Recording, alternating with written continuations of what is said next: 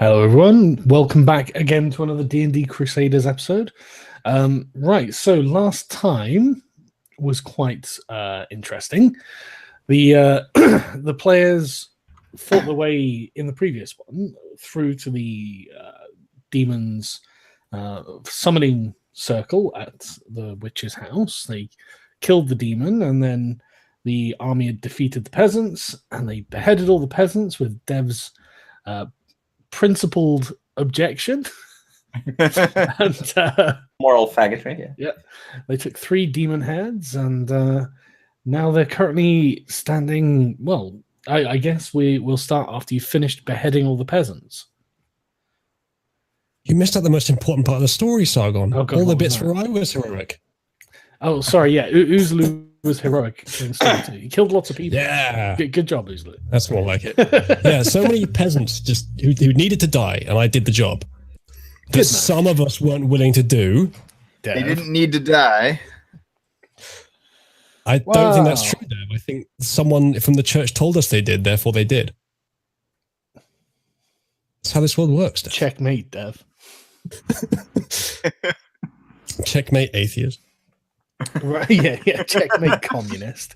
Right, so after the mass execution of the villagers, Inquisitor Hort orders the remaining men, which they lost about 50 men during the battle, so it's not as bad as it could have been. But they order them to split up, start searching the village for anything of value, and kill any remaining peasants. They order you guys to do the same. Are you going to obey the command? I'm going to roll investigation right fucking now. I'm certainly going to go looking for something of value, yes. I mean, that's just a bonus. I get to kill peasants. Go ahead. Remember, every crusade is just, and this is just another crusade. I actually know where the mayor's house was, so I'll head over there. If there's any valuables, it has to be in that house. Right, the mayor's house has been burned down, so you've got to you can pick through the ashes. But given your investigation roll, you don't find anything of value.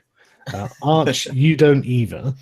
Uzulu, you find about. Let me hang on a sec.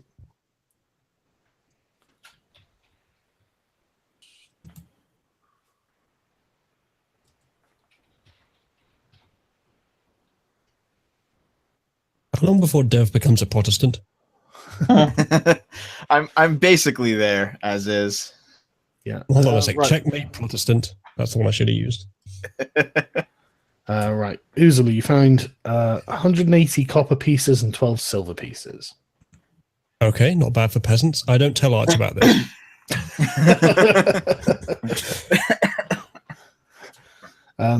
Hold on. Is it 100 silver equals a gold, or am I just going over 100? That's correct. 100 silver is a gold. And 112 copper, was it? 180 copper, I think it was. 180. Okay. Yeah. So I've got 80 copper and then one more. Then 1 silver, yeah. You also find a peasant family that appear to have been unaware of not unaware, but appear to have escaped the demon possession, and they're hiding in a basement. Immediate glaive. Is that the just thing to do? Is it, Uzulu? Which one looks the weakest? Because if I kill him, I get the roll to kill the other one on the same turn. Definitely the child. Okay, perfect. They don't fight back. So. Oh, I bloody expect not to. Jesus, Uzulu. Yeah, you butcher them in cold blood. I mean, you know. It's a just crusade. Okay. I'm going to remain back at the opening of the village and just either meditate or perform religious rites on the bodies. One of the two. Well, the soldiers start piling up all the bodies into a massive heap and fetching firewood. And so by the sort of break of dawn, they've got a huge fire going on which they're burning the bodies. So it might be worth performing rites about there. I already That's did what I'll be doing. I already did perform the rites last time. I mean, when we played. Yeah, but honestly, a heathen preacher or Dev the pure-hearted? I mean, come on. They will need a second right, I think, at this point. Chad I'm is speculating saying that I've is, just who gets disabled the to quest.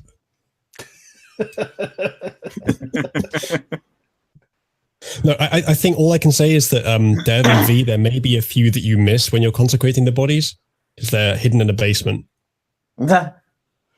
Just a quick thing. Happy birthday, AJ Alonso. Have fun at work. And well done for being on time, Dr. Martin Luther Pepe. I asked Inquisitor Horst if I can have a speech. Hang on a second. Why am I getting double volume through everything? Probably you have the sound from Roll20 turned on as well. I'm not speaking through Roll20 deliberately. Can I turn that off? Dev, do me a favor and roll that again. I'll keep the first roll though, don't worry. All right. Have I ever told you, Dev, how much I fucking hate you because you can roll dice? I just blow on them, man. I don't know why I'm getting the double sound. I shouldn't.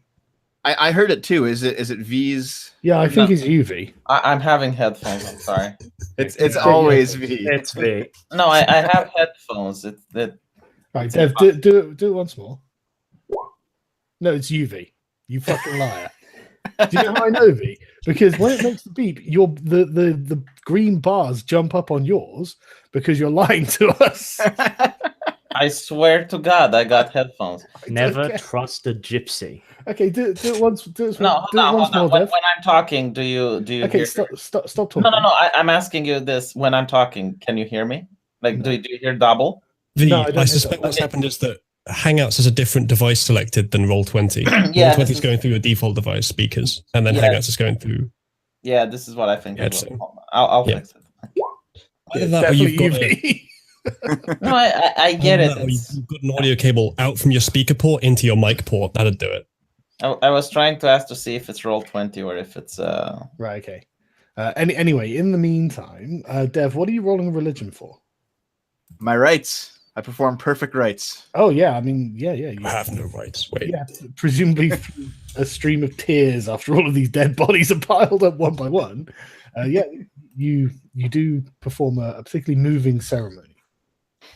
I ask Inquisitor Horst if I can motivate the men, considering some of them look a little bit pale after butchering so many peasants. Do they? Well, didn't you say last time that they might be getting PTSD from it? I don't recall saying that. But you did. I remember it too. V Yeah. isn't lying this time. Well, I don't know you certainly can mollify some of the men if you want. Yeah, I will go on a little pedestal if there is like a crate or something. That's fine, V. We'll just roll over Really? some corpses for you to stand on. Yeah, yeah. I've got a few extra. Yeah, and I will say, brave knights of the what Most of them are not knights. they're not penitent knights. No, most of them are just legionaries. Okay, I will say, brave soldiers of the Inquisition, you have managed to do the prophet's work today. It may look grisly, however, the prophet's angels are upon us. I'll show this as a divine sign. Basically causes angels to fly around me. And It I'll has say no that- effect on me because I already believe it. Yeah.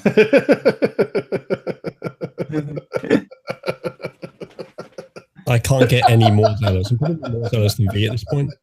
I don't know why I find that so funny. Okay, hang on a second. Okay, yeah, I mean, like when you cast the spell, all of the men just like fall to their knee and start praying and crossing themselves and things like this. Yeah, I'll say, never forget the Inquisition watches over you. Fucking hell, now you're claiming to be the mouthpiece of the Inquisition, V. You're going to lead to getting yourself beheaded pretty quickly. I'm sure of it. Okay. Afterwards, they stand around and the Inquisitors just sort of snap at them to get back to work, burning the bodies. Inquisitor Hort comes over to you and says, "Follow me." I follow the Inquisitor. Okay, he takes you sort of around the back of one of the burnt out buildings and suggests that maybe in future you shouldn't do that. I look a little bit bewildered. I did ask for permission, Inquisitor. Did I do something wrong? Yes, you're making the men feel like perhaps your authority is superior to our own. Oh, good God, Inquisitor! Heavens, no. Well, he just looks at you. He doesn't. He doesn't take that to be a serious statement. No, Roll I'm. bullshit? Do I roll for something? Because I'm Yeah, legitimately you can try and curious. persuade him. Like my character is legitimately taken Yeah, aback by yeah, what you can try. what would it be? A Don't know, persuasion. persuasion, yeah. Fucking hell, V. What's going on with your dice rolls? You know what's really interesting though? Like it's a very convincing display that you put on, and he just kind of narrows his eyes and says, "Be warned," and then turns on his heels and walks off. Yeah, I know. Hold on. Is he the one that's wounded? What, Inquisitor Hort? Yeah, one of the Inquisitors was wounded. I don't think so. Hang on a second though. Was it Bright? I'll be back in a second.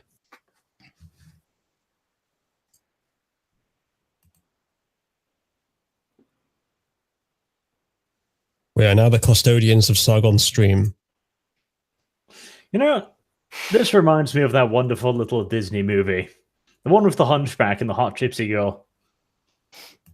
Where the man was really confused why he had a stirring in his pants for the gypsy girl, because clearly that couldn't be God. This Inquisitor could be like, he made me doubt myself. He's probably the devil. Should probably burn him. Are you? Is this wishful thinking, Arch? You still hoping that V can get off somehow without you taking the blame? Wants me to reroll in his sister. That was Yuvi. I don't know why you're so obsessed about being my family, but no. Well, just wait until it changes from sister to daddy. That is a good idea. Maybe I can reroll as your daddy. Slightly That's worse. A great idea, Ursulu.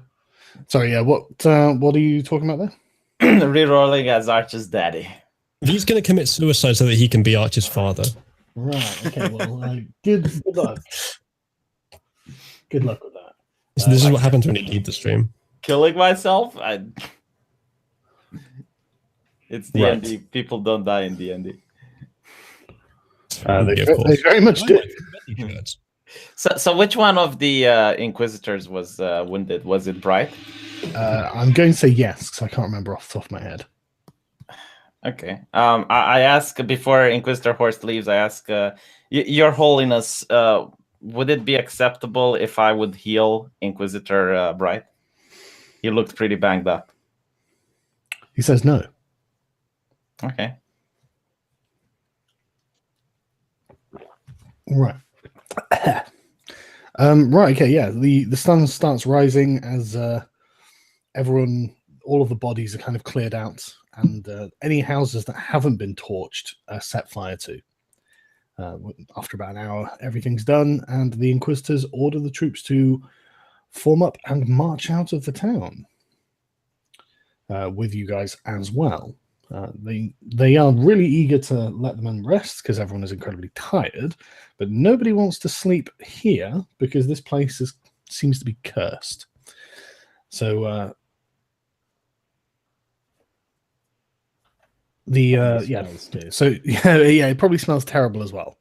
So the Inquisitors order them to march about a mile away where there's an open field. Have you noticed the smell of victory?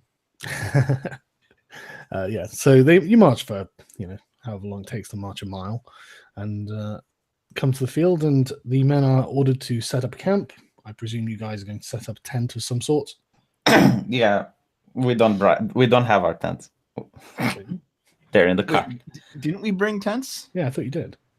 I did. Check my inventory here. I brought my sleeping bag. I've got my explorer's pack that has a bedroll in it. Actually, that's not a tent, is it? But it's still something I can sleep in. But Yeah, bedroll as well. Yes, you can set yourselves up and rest as well if you want, which I presume you're going to do. Yes, let's do that. I think we need it.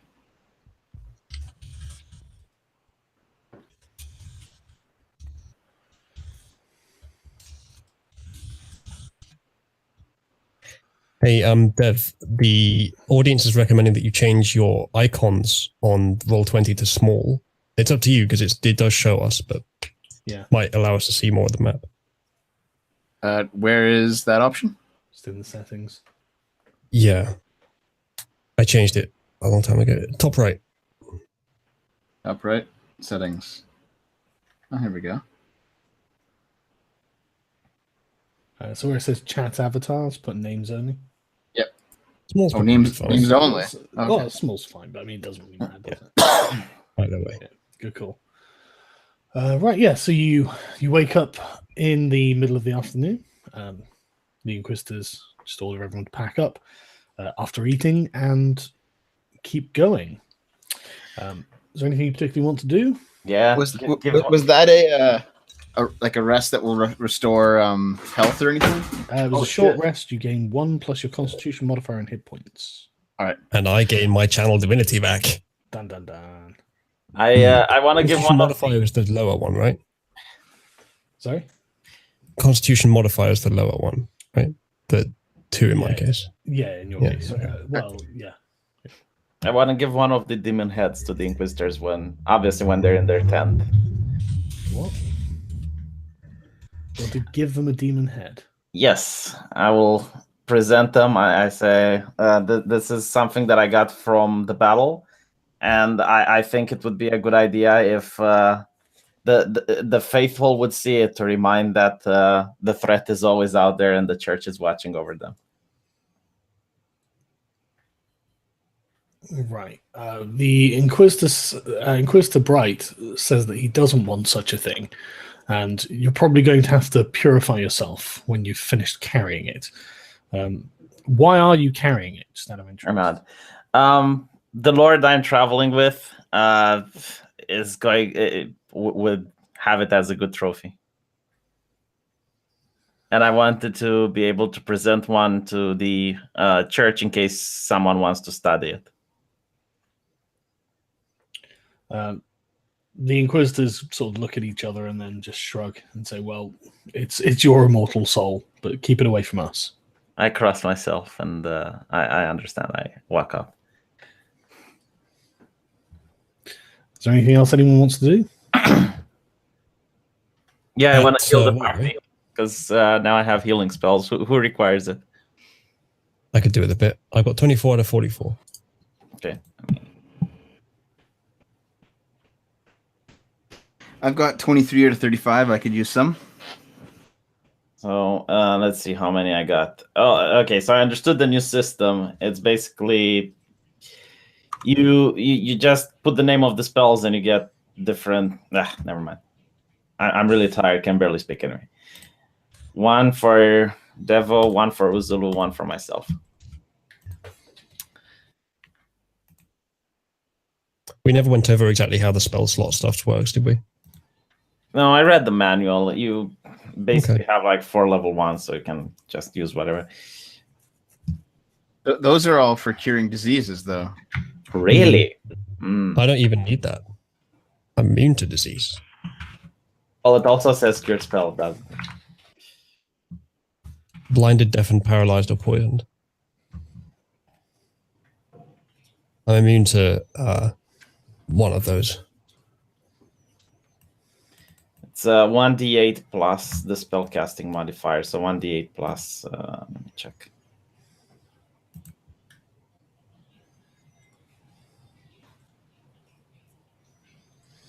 Sorry, I'm just in the middle of doing something. 1d8 plus 3. Just do 3 of those rolls then, I guess. 1 each. That's Ritualist Dev. has sent me the Oh, art, but it's got Shit. for some reason it's not transparent background, so I have to make it transparent background. I'm sure if you mentioned it. I'll be back in a second. Sorry. Alright. So who gets which heal? Well, I said the Devo, Uzulu, and myself, so All right. I'll take that's the 4 okay. again. I'll manage to heal everyone up by the time the journey ends. I suspect if we do a long rest as we're on our way back, we'll heal up most of our hit points anyway. I And I get my don't health think we pool back so I can heal another 25. do a long rest while traveling. Really? Yeah, So I'm pretty we sure can't travel. I'm pretty sure we've been told that long rest is literally you resting for a week. You can't do anything. Okay. Well, we don't have a week to rest. We got to go and murder a hermit. How we do? It's I what assume everyone's on board with that plan. Unless there's something else pressing that we have to do first. I would rather do Arch's quest to talk to the prince, but it's up to you guys. If you want to murder a hermit, we can do murder a hermit. Well, I think this one basically is Arch's quest because Arch was depending on that sperm working. Plus, it's on the way, and nothing is more important than vengeance. I don't think he even knew that. Ignorance is no excuse.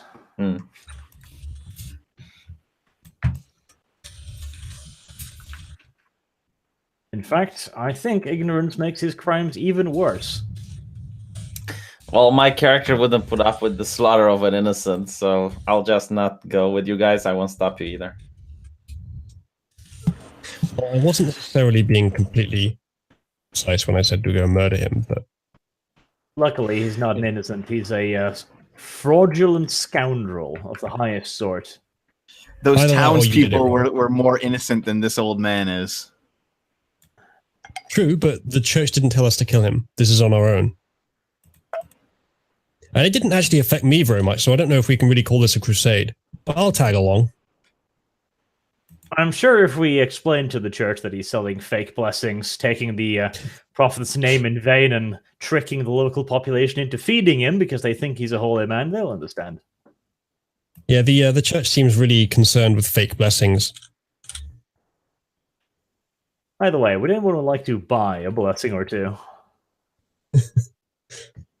We really should start selling those. It seems like good business. I can actually do the spell bless. I can certainly make lights appear that make people think I've blessed them. I just use one healing power on them and that'll do it. Hey chat, buy my shirts, merch.oozloo.net. There's some D&D related ones. There's a free Wendy and an every Crusaders chest. Buy my shirts. All right, I'm I back. also made a Communists Aren't People shirt. You should sell your shirts to Sticks and Hammer. You can buy one if you want. My air conditioner fell over. I had to go fix it. Mm.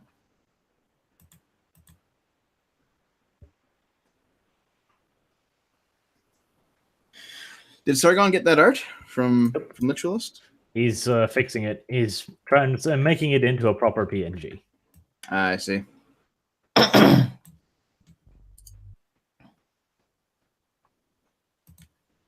So about that British royal wedding. Everybody's talking about it. We have nothing to talk about, so therefore... What wedding? I didn't hear about a wedding. There was an American movie star, Hoff Nigger, and she married a ginger, so the children are going to be absolute fucking monsters, basically. I'm just imagining like dark black skin with bright ginger hair. How did the British Empire cope with the Zulus? I mean, here's the thing, okay? The only thing the clearly inferior black people have is the whole soul thing, you know, soul music and shit. And it married a ginger, so therefore it will not have any soul. Do you want to get this stream demonetized, Arch? Is this what you're trying? Basically. It's successful. All right, sorry about that. What was happening? Arch was We're talking. getting your stream demonetized. Arch was talking about that your queen married, and I quote, a nigger. Your queen married. I don't Okay. think the queen married her. Honestly, I think Okay. I'm more black than Meghan Markle, so Don't make fun of me. I've been awake for 26 hours why? because I didn't sleep last night. Why? Because I have an annoying cough. Well, fair enough then. You can't argue with that. We've got to the end of that chain. Yeah, but yeah, I like if people didn't say that Meghan Markle was like mixed race, I'd probably just think she was Spanish or something. Mm. You know, like I didn't even notice the Yeah. racial difference until the press pointed it out. Yeah, and they're fucking obsessed with it. It's like, hey, Let's assume that she is. So what?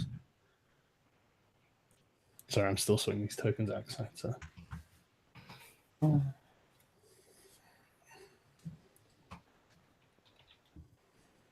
He didn't want my demon head arch. What do I do with it? Well, you'll have to purify yourself, otherwise they're going to burn you on a pyre. So I don't know. But whatever you do, you should do it quickly before they decide to kill you. I had angels. Once again, we're leaving V with the demon-related item. Went really well last time. I had angels flying around me. I'm fine. Probably healthy. I'm not sure you are, but at least you'll feel fine all the way up until they light the pyre. Do you want me to ask the prophet himself? Because now I can do that. This is the problem with this entire campaign. It's a low fantasy setting, and the level 4 preacher has a direct hotline to God. Oh, I think he should do it. Let's see what happens. Just Do it, V. You know what? I actually will. I think you should. I actually will. I will ask him if I'm on the right path. Get away from these fucking people, says God. You're gonna have to wait a minute anyway. Am I on the right path, my lord? Am I a good servant? Sending. He's got his Skype message calling him.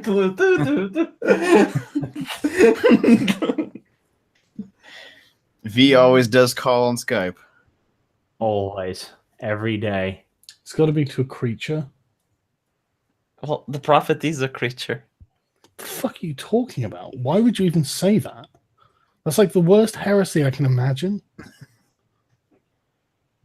Well, I guess creature is a hot word for anything that's living. Like you can't contact undead. But not gods.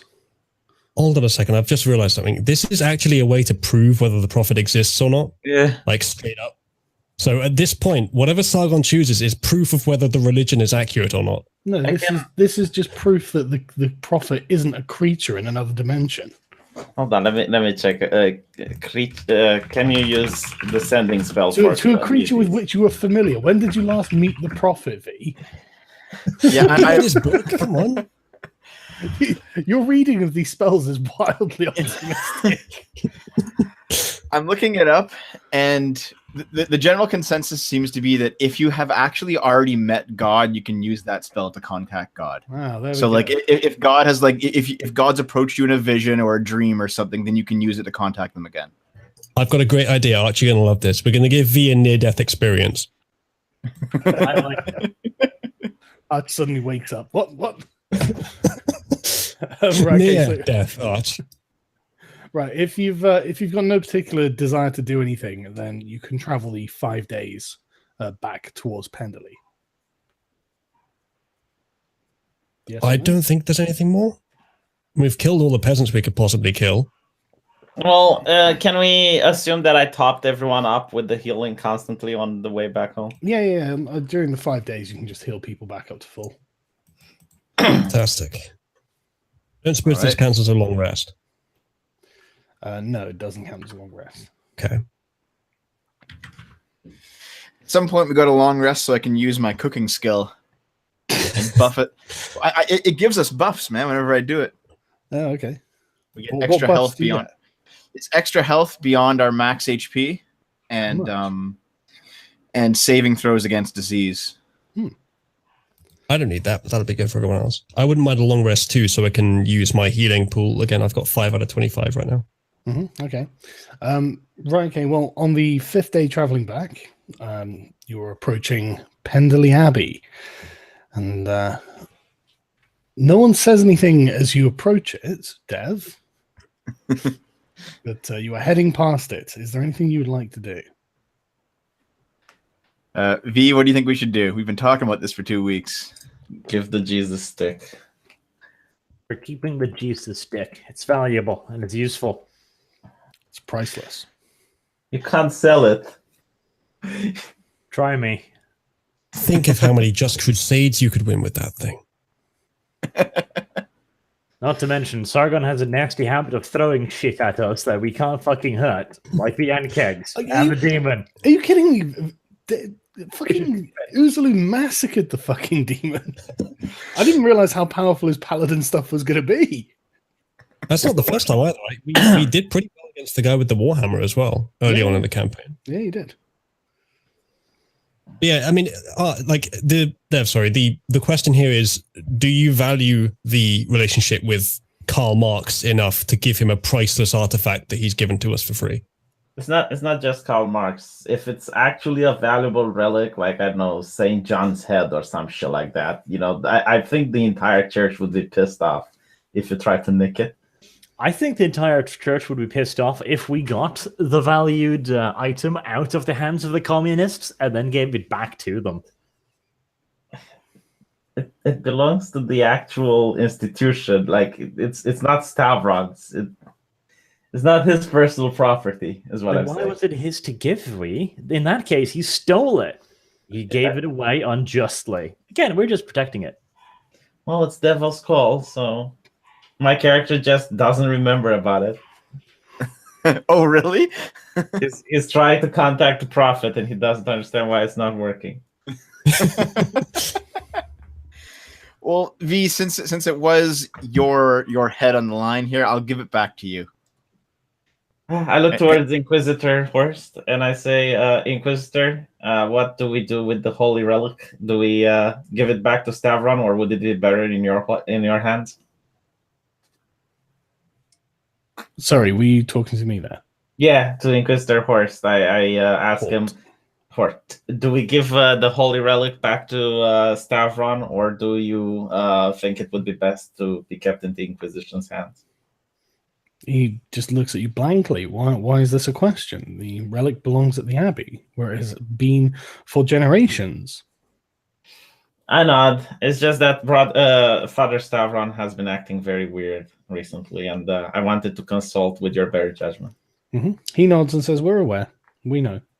There are procedures and processes. We can't just usurp the authority of the bishop." I nod. Do you mind if myself and Devo go to Father Stavron now? No, not at all. All right. Why are you volunteering me for this? Don't you want to be there? No, actually, I'm staying very far away from the Abbey at the moment. Very well. Okay, so it's all yours, V. You can take it and have fun. I'm just going to. So yeah, V, are you going to the Abbey on your own? I'm going to the Abbey on my own. I have angels to protect me. Okay. Okay, hang on a sec. Okay, well, you can head down to the Abbey. It'll take you about one. You're on a horse, aren't you? So it'll probably take about. Yeah, before I go, I just tell the Inquisitor, if I don't come back, your suspicions regarding Father Stavron is going to come to fruition. and I smile. Okay, hang on a sec. Everyone wave goodbye at V. Yeah, we'll go and meet the Pope ourselves, V. Don't worry, we'll spare you that.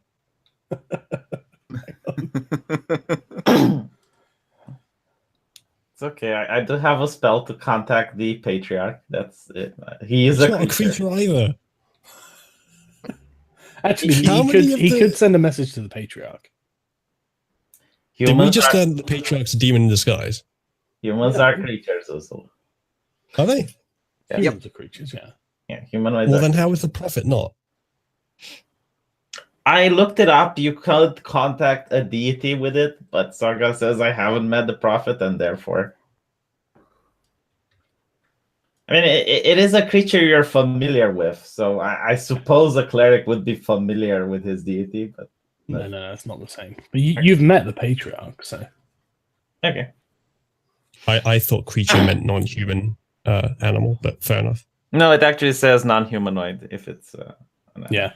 Right. Okay. V, you ride up to Pendley Abbey.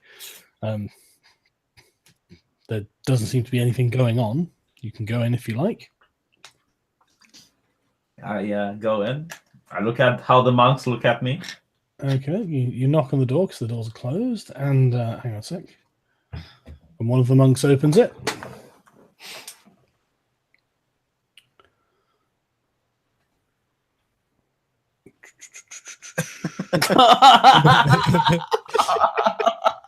Is that what you're using for him now? What? Hey, have you guys seen Deadpool 2 yet? No, is it bad? No. There is a scene inside Professor X's mansion, you know, the school for gifted kids and whatnot. They have Karl Marx as a painting on the fucking wall. I'm not joking. Or at least I've only seen it once, so maybe I'm misremembering it, but I'm certain that it was because I was just in the cinema like, fucking what? Why? So it's very SJW-ish. It's a little bit SJW-ish. Yeah, I should Deadpool does bring up cultural appropriation. Yeah, and stuff and shit like this, and it's like cringe. But yeah, so yeah, it's something. But yeah, you're met at the door by Brother Lauren, who Dev is familiar with, and he says, Dev is not here, apparently. I know, but Dev's familiar with this character. He says, "How can I help you?" I came to return the staff of Amon. Amon. Aeroth. Aeroth. Nice try, though, V. The scepter of Aeroth. He invites you in and leads you through to meet Bishop Stavron, who turns and bows politely at you. I take another bow, Your Holiness. How can I help you? I came to return the scepter of Aroth. Mm-hmm. The scepter of. But what if the kid consents, though? He fucking hell. He nods and indicates for Brother Lauren to take it from you.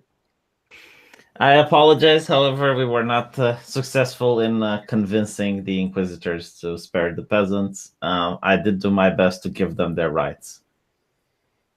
Is that true? Yes. I thought it was Dev doing the rights. I did them last time. Dev did I them think now. you're gonna have to roll to see if he can tell you're lying. But I'm not lying. We did it last session, Sargon. I think they both did do some rights. Yeah. Right, okay. I'll let that one slide then, because I don't remember that. But I take your word for it. I do want to give him an adequate description of the battle with the demon. Okay. Well, yeah. I mean, he does thank you for doing what you can to save their souls, but he knows what the hierarchical order of the Inquisition is like, and he knows, and this is one of the reasons that he's been trying to formulate his thesis. In fact, he does ask about the demon. Did he learn anything interesting? Did you? Yeah, I do my best to give a very, very scary performance. Telling the story with the very, very gruesome details that it was a terrifying creature and how Uzulu used the holy light upon it, and how the staff in the hands of Devo managed to eventually get the demon demise. Did you just mention me, V? Yes, he did. Bishop Stavron just nods and says, "How is Dev?" Is a little bit wary of coming back to the monastery. He looks kind of sad and says, "That's a real shame. His presence is missed here." He was a good punching bag. He feels he did wrong by sliding your thesis under the bed of another monk. Well, Bishop Stavron just shrugs and says he did do wrong, but none of us are beyond redemption. Did you just sell me out, V? Yeah, Even though I didn't do it. He was in a good mood, Devo. It's better to find out when he's happy than when he's angry. Bishop Stavron says that he's more disappointed that he caught him and was forced to discipline him. I look around to see if there's anyone else hearing, and then I whisper to Bishop Stavron. He is disappointed that Your Holiness has a book with a pentagram on it. Good. He didn't know about that yet either. Is there? He looks quite taken aback, but the expression passes very quickly, and he just says calmly, "You have to read forbidden tomes sometimes. Information isn't always where you'd prefer it to be." Do you want a demon head?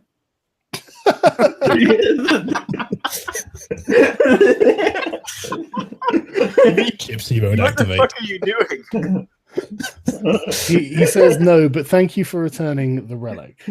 I smile, obviously pretending that it was a joke. Just trolling, bro. You know? You should have returned It's a the prank. scepter with the demon head on it, just in the place of the head of the scepter. Like, here you go. Instead, he delivered Devo's head up on a platter instead. Yeah, Jesus Christ. Hold on, You I try to got make some sure art that here. it never comes back here and has to stay with us for the rest of the campaign. Look at this. Oh God, this. Holy shit. But yeah, so that doesn't look like Karl Marx at all. Ritualist, you've disappointed me. I think this was Oh, the Inquisitor, yeah, of course. yeah, we offered it up on the way. Good point. But yeah, so yeah, Bishop Stavron just thanks but no thanks, and just ask you to pass along a message to Dev, saying that he expects that he won't see him for a while, but wishes him good luck on his journeys. Nod. I'm sorry you forced me to beat you, child, but you understand, sometimes you push me over the line. I tell Father Stavron we might disagree philosophically, but I think he's a good man. He nods and says thank you, and I wish you safe journey. Oh, and one more thing. I'm really sorry about what happened to the mayor in the village. I heard he's a good friend of yours. My condolences. He nods stoically and says he was. I give 5 gold in the donation box on my way out. Gold, holy Yeah. shit! I make sure he sees it. Okay, he says blessings upon you, child. There. Yeah. It's basically for the trouble I caused. Yeah, that's a hell of a donation. So, right, so I'm just going to replace this Bishop Stavron marker. But okay, you leaving then, are you? After that, okay. I tried to double it back so I can catch up with the main army. Yeah, the army's just a walking pace, so you're on a horse. So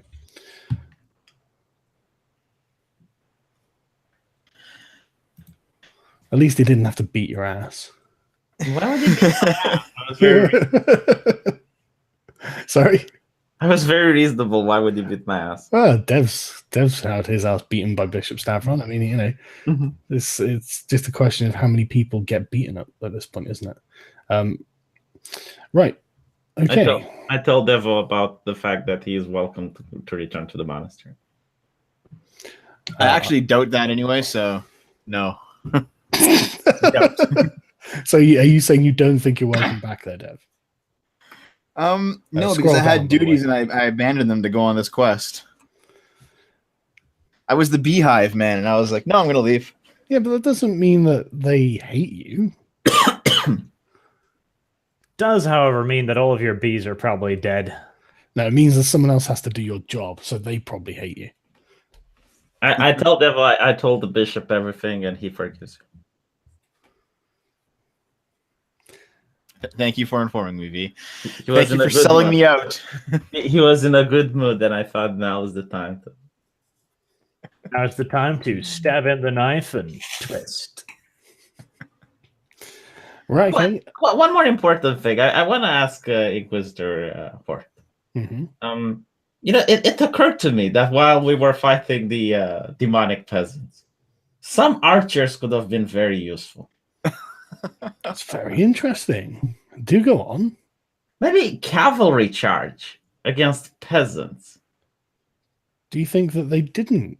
That why? How do you think 3 of the knights of the 15 knights we had died? When we went in to sneak and kill the demon, almost everyone unmounted from the horse. No, they didn't. That's how you describe the battle. No, you're talking about the spearmen who were dismounted. Yes, they didn't have horses. But no archers though. No, we don't have archers. Why not? Is it not honorable?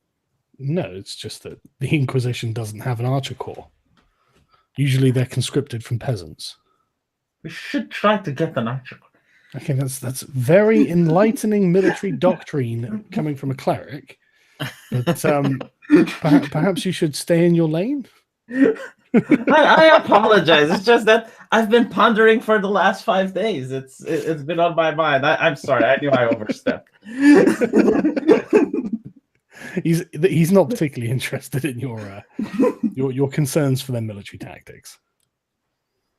Right. Okay. So you head back towards the camp. As you sort of come over the hills, you can see it sprawling out around Penderley, taking up all the fields and whatnot. You can see all the campfires and smoke and all this sort of thing. And as you start to approach, you notice that people passing you, approaching the road, notice that the inquisitorial force are coming back and start cheering, and people run off to tell everyone else. And before you know it, before you even reach the camp, there are hordes of peasants who are just cheering you. You're treated to an absolute hero's welcome. As you approach the correct response. As you approach the camp, you notice that there are trumpeters, and they start blaring out a fanfare, and soldiers start running down from the other armies and lining the road and cheering and slapping the backs of the infantry as they start walking past. You notice that there aren't any lords in attendance this time. It's mostly peasants, harlots, merchants, and soldiers lining the streets, but they're all very pleased to see you. My lord, show the demon head. Don't show the demon head to the fucking crowd, V. Show it, my lord. It's a trophy. It means you killed it, devil. I am going to play my harmonica. I think the crowd would like the demon head. As we go through, there's our music as we come back to town. There's no need to do that not at all. Not a brilliant performance, and it's kind of drowned out by the trumpets. I will just use 2 fingers to make the holy symbol towards So the peasant. who's carrying the demon head? I thought you had 3 demon heads. Yeah, I have 2, but I guess I'll throw them away because no one is interested in them, but Art still has his. Wait, just into the crowd? No. Here, good people. How's this? I brought you some demonic not into the crowd. Basically, when I'm alone, I don't know, in a pivy or some shit. Here. You're gonna put a demon head in the shitter. Yes.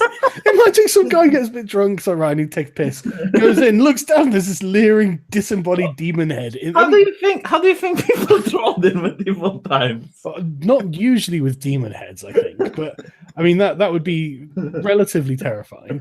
V, put all 3 heads in a triangle, and maybe you can summon something.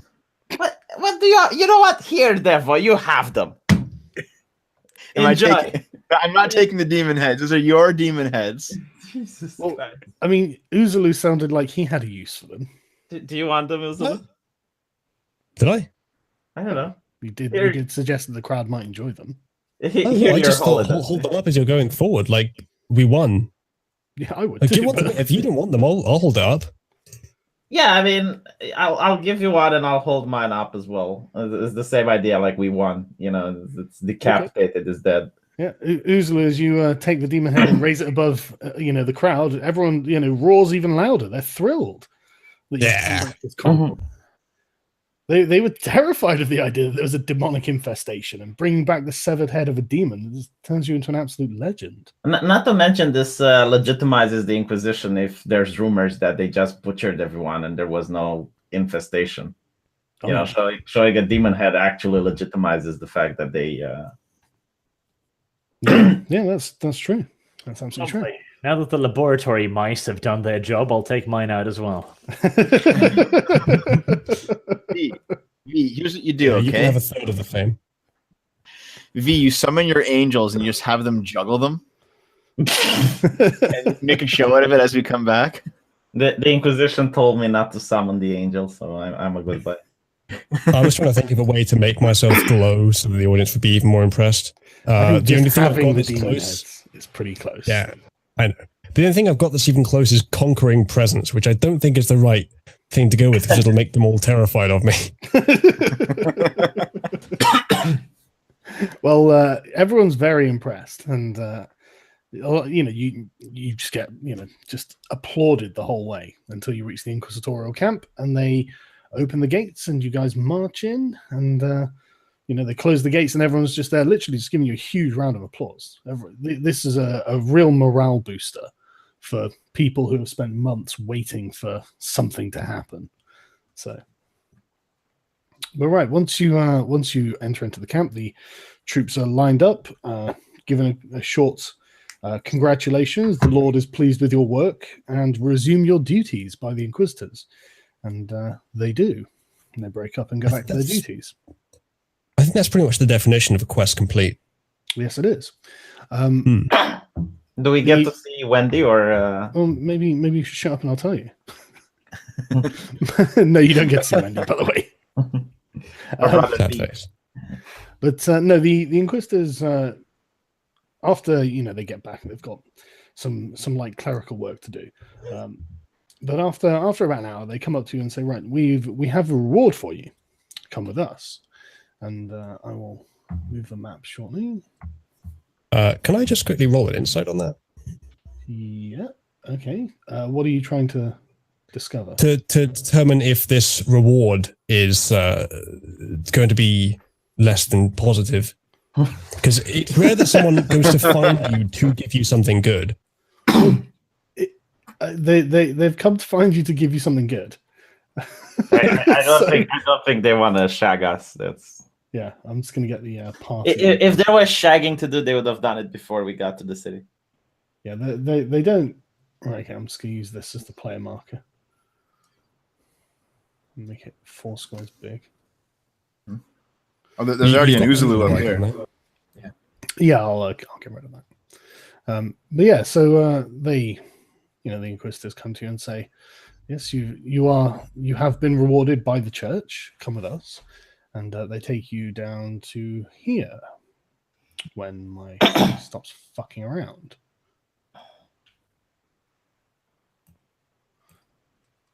They point to this guarded tent, and so Brother Deem is indeed guarding the tent, and they say this tent is yours. It should keep everything you have secure. We have 2 guards set for it, and you may come and go as you please.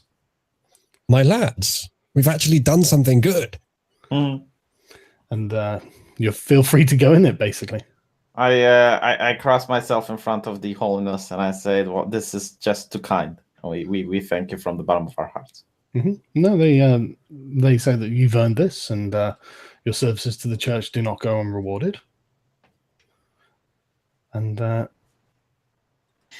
they say that for now you can rest, and when the church requires your services, you will be called upon. Anna. I'm going to wave at Brother Dean. He doesn't look you. Oh, He's on guard duty. I actually asked him, when do you get off, Brother Dean? The Inquisitors are still there, so he doesn't move. He doesn't flinch. yeah. Let's wait for them to go. We should be able to get something out of him. Okay. The Inquisitors bid you good day. Remind you when the dinner food is served and whatnot. But otherwise, they leave. But yeah, what are you doing? Now that the Inquisitors left, I asked Brother Dean, when do you get off duty? He just kind of glances a bit nervously and says, "There is no getting off duty.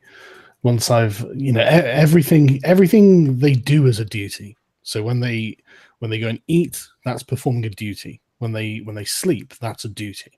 There is no getting off duty." I see. You can go into your tent if you want. Is there any? Not that I'd need it. We've got enough already. But is there any loot in the tent? Is there any weapons for us or anything like that? I can do an investigation. Oh yeah, go for it. Never mind. I guess I'll check it out. I'll inspect the area. Should I troll Brother Dean? I actually go next to him and I would go like, "Do you want a demon head? Do you want to see it?" There was actually a super chat earlier that said, "Hey kid, want to buy some demon heads?" Sorry, I haven't seen the super chats actually, guys. I legitimately asked Brother Dean, "Do you want to see the demon head? Do you want to see the trophy?" Licit skeptic. What about when they go to the bathroom? Yes, absolutely. Going to the bathroom is indeed a duty. More specifically, correctly purifying oneself afterwards is the duty. But yeah, no, like they live their lives for the church. That's scary. Well, if you find that scary. So I do ask Brother Danger, do you want to see the trophy? You want to see the demon head? If you're a terrible reformed criminal, it's actually quite a good thing. Anyway, so yeah, sorry, who was looking around? Dev. Got a 16. Yeah, there's nothing in here of any relevance. There's straw beds, a table, a crate, and 3 lockable chests, but everything's empty. But you can put things in there, and they look pretty secure. Do we have the keys for the chests? Yes, you do. And I assume my in the cart is locks still in of the the camp. chest. Okay, yeah. Sorry, saying? Oh, wait. I assume my cart is still in the camp. Yes, it is, yeah. Should we... I guess yeah, we could move some of the stuff in the cart. I'm going to go back to the cart and bring it by our tent, I guess. Okay. I'll just push Makes the whole sense. thing myself. I don't suppose we could have full visibility of the camp. Yeah, I suppose you can.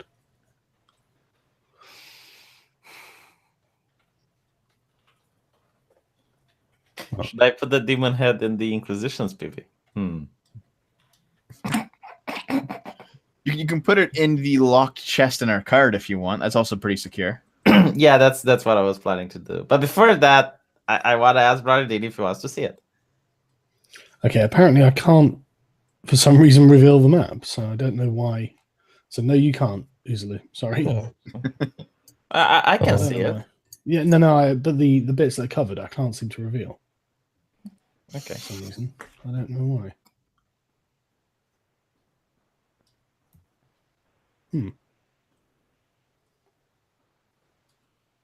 I think I know what Brother Dean crime was. What do you think? He's a faggot. I actually have evidence for this. What's your evidence for that? Well, every time I wanted to hug him, he acted like I'm trying to stab him or something. So Yeah, every 'cause time Cthulhu you is acted well like a known for that, opens the faggot heart near usually. him, he shied away, and this is evidence that he is a faggot. Well, people see. who play soccer hug and kiss each other. It's something Yeah, but- people do after a deathly experience when you share battle with someone. Yeah, but they're gay in a different way, V. Name this episode Inquisition Soccer Team. No. We could play actually soccer with the demon head. That would be cool. Right. Sorry, you're moving your cart across, yeah? Yeah, we'll just park it outside of our tent. Okay.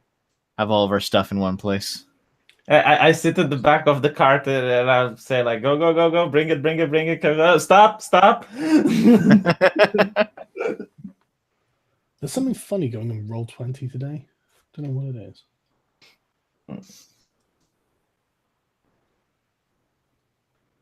Maybe they've updated it. Maybe. I don't know. But yeah. Okay, so your cart and horses are near your tent now. And chest and bathtub. Yeah, they're on the Off cart. the cart. Yeah. My lord, shall we visit your prince while Yeah. the trophy is fresh? It's been 7 days. It's not that fresh. Yeah, it's probably already pretty fucked up. Now we're gonna sit here. Actually, the demon head doesn't seem to have decomposed at all. Well, fantastic. Because now we're gonna sit here for a week while Dev cooks and cleans for us. Good. Well, you can do that if you like. You're having a One of long the chats rest of the- day. One of the chats said that the long rest is only 8 hours. No, I know, but I've changed. Play by different rules. Okay. Okay, fair enough. If that's the case, can my my feet be used during a short rest then? Because I don't think it makes sense that it takes a week to make a meal. Are you kidding me? If you want it to be a good meal, Dev. Well, maybe he's making some cookies, or something like that. Yeah, slow cooking. What was this? It's the third point, yeah. Yeah. Okay. Okay. And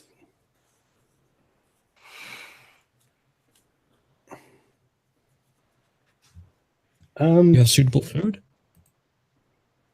You have a lot of food, actually. Maybe I'll just have to change the long and short rest rules back to regular. It's too much work to fucking remember all this, isn't it? Yeah, I mean the healing spell that I'm doing, even with short rest, is pretty much the same shit. So Right, okay. We'll just change it back then. But right, while you're doing all of your stuff, there's a kind of knock at the outside of the tent, and a young lad's voice says, "I'm requesting an audience with Sir Arch." I didn't order any boy pussy today. Go away. It looks like you got it anyway. Okay. I look over at Dev, manservant, escorted inside. I hate to interrupt, but did this happen recently? Bering's channel is gone. what? Bering's channel has been terminated due to multiple or severe violations of YouTube policy against spam, deceptive practices, and misleading content or other terms of service violations. Oh my god, that's horrible. Fuck. Doesn't appear to be gone on mine. No, it's gone. Really? Yeah, it's gone. Let me see if he Oh, shit. tweeted something on it.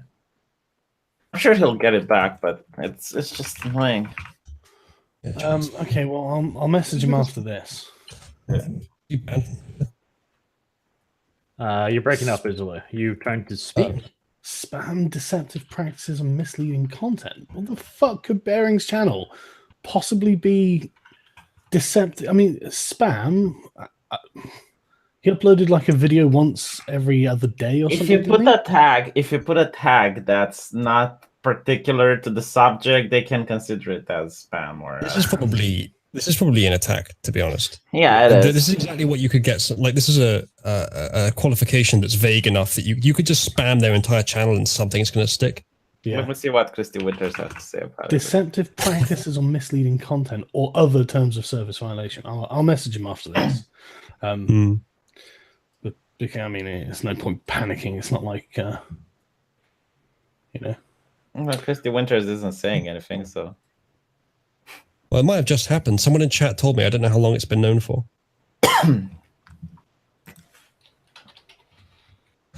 Hashtag free Bering, I guess. Indeed. Yeah, I don't know how long this happened, but we'll deal with it afterwards. We'll talk with the boy pussy now. Yeah. So in the meantime, I'll go to the front of the tent and stick my head out. I'll say, "Are you here for dinner?" the young lad says, "I'm afraid I need to speak to Sir Arch." Don't be afraid. I'll be gentle. I look towards Arch and I say, "My lord, shouldn't you make him wait 5 or 10 minutes?" That's why I sent out the fucking manservant. I'll just, me unknowingly, will just let him in right away. I look at the manservant with a certain level of disgust and disappointment. Okay, the young lad. I assume you're asking him to come into the. Yep. Thing. Yeah, he comes in and he has a scroll with a seal on it. Okay, does he offer it to me? Yes, he does. Obviously. Okay, I'll take it then.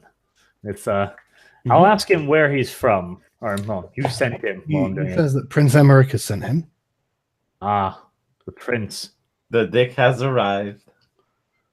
Pucker your lips to suck it, Arch. He waits patiently. He wants Alright. a tip. He wants me to read it first, probably. I'll look it over real careful, like as if I actually know what I'm supposed to be looking for in a proper scroll and shit. You know, holding it up to the lights. Yeah, the scroll basically says you are cordially invited to a dinner this evening at Prince Emmerich's camp. Please bring the scroll with you, and he looks forward to making your acquaintance. Right. I look at the boy pussy and tell him that we should give our regards to Prince Emmerich, and we will, of course, arrive and grace him with our presence. He says, "Thank you, my lord," and like bows, but he doesn't go. Did he pay 1 gold to enter? Like we have to. Gold? Does it want me to fuck it? He's probably expecting a copper would be the standard Yes. thing to do. Figured as much. Sargon, Pupsikins, every time we enter the They're Inquisition fucking camp, children. every time we At this enter, point in the campaign, go on. yeah, every time we enter the Inquisition camp, we had to pay 10 gold. Okay. 10, you didn't have to pay 10 gold. Yes, we did have to Did pay you? 10 gold. I thought it was Yes. 10 copper I was charging you. No. Yeah. No, That sucks for you, doesn't it? So my question is, how did this gentleman enter? Because last time Because he's on a mission from the Prince V. You're a Yes. pleb. Yes, and we had a holy relic. No. A lot of people say they've got holy relics. Oh, a lot of people say they come from the prince, but anyway, to go. Yeah, but this guy actually has the proof. Yeah, he actually has evidence. I am a proper noble, so I'll give him a whole 5 copper. Wow. I got a new art. Check this out. I'm going to use that as the thumbnail. That is accurate. I was just thinking, like, with all this winning we've been doing, I think that Trump quote becomes relevant. Eventually, we may get tired of winning.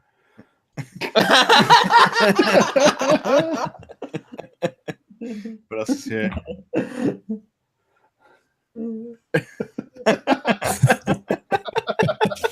Thanks, Amos. I think there's one more. Oh, God. Yeah. Oh, God. Right, okay. Right, yeah, I'm going to go and get another cup of tea. But you accept the boys, you accept the offer and have given the kid 5 copper. He says, "Thank you so much, my lord," and turns and leaves. Right, I'll be back in a minute. I must say, I guess I guess we're not eating my dinner, eh? That I cooked up. Oh no, Dev, your food. You don't even have a fridge. What are you going to do with it? I'll just have to eat the whole thing myself. Well, I mean, if you look at the invite very carefully, it doesn't invite you. That's There true. you go. You only invite Arch, right? Yeah, it does. Yeah. Oh, right, so- somebody will enjoy Dev's dinner. Us 3 will eat, and then Arch can go off on his adventure. Right, I'll be back in a minute. to be fair, these demon heads will be really good when I want to throw an intimidation roll. You're gonna throw the head at somebody and say, "Look, Yes. I killed this, think I won't kill you? Yes. This is what happens to the people who cross me. Boom, demon head.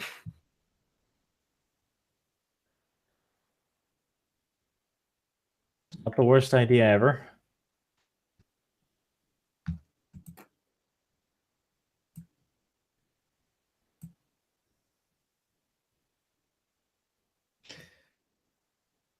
What? Trump blocking critics on Twitter violates Constitution, says judge. Yeah.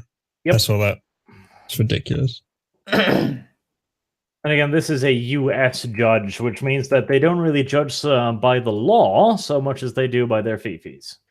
Yeah, apparently doing so violates their right to free speech under the First Amendment. Listen, if this is a legal precedent, then me being like if you're a United States person and you get banned from Twitter, you can actually sue Jack Dorsey. And No. you can say because No. you got banned from Twitter, you can't speak with your United States president. And not if you're banned. That's not what they've done. This is law and therefore very specific. Not if you just get banned. He can't ban anyone. No. That doesn't mean you're protected from banning too. What I'm saying is, if my account gets suspended, I can file charges that I can't speak with my president because my account was suspended from the platform. Now that is a different case. You'll have to argue that in a separate one. It would be really interesting to see how they justify it. Why can't Donald Trump ban me, but Jack Dorsey can? Like, isn't it the same problem? Like, you would not be able to talk with your president. They justified it by saying that Twitter is a public forum. Oh, so it is a public forum. So barring anyone access to it should have some consequences, surely. It's a very big problem because, of course, if Twitter is a public forum, then they can no longer claim to just be a private company.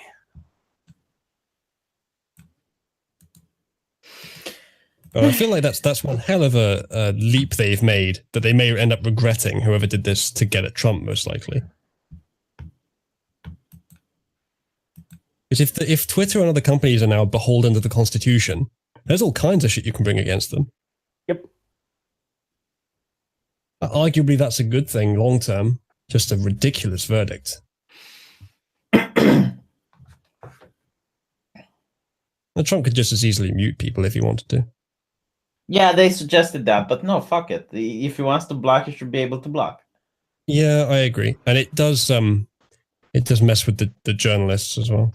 And the journalist, there's so much wrong with this shit. Like, the journalist can always create a new account.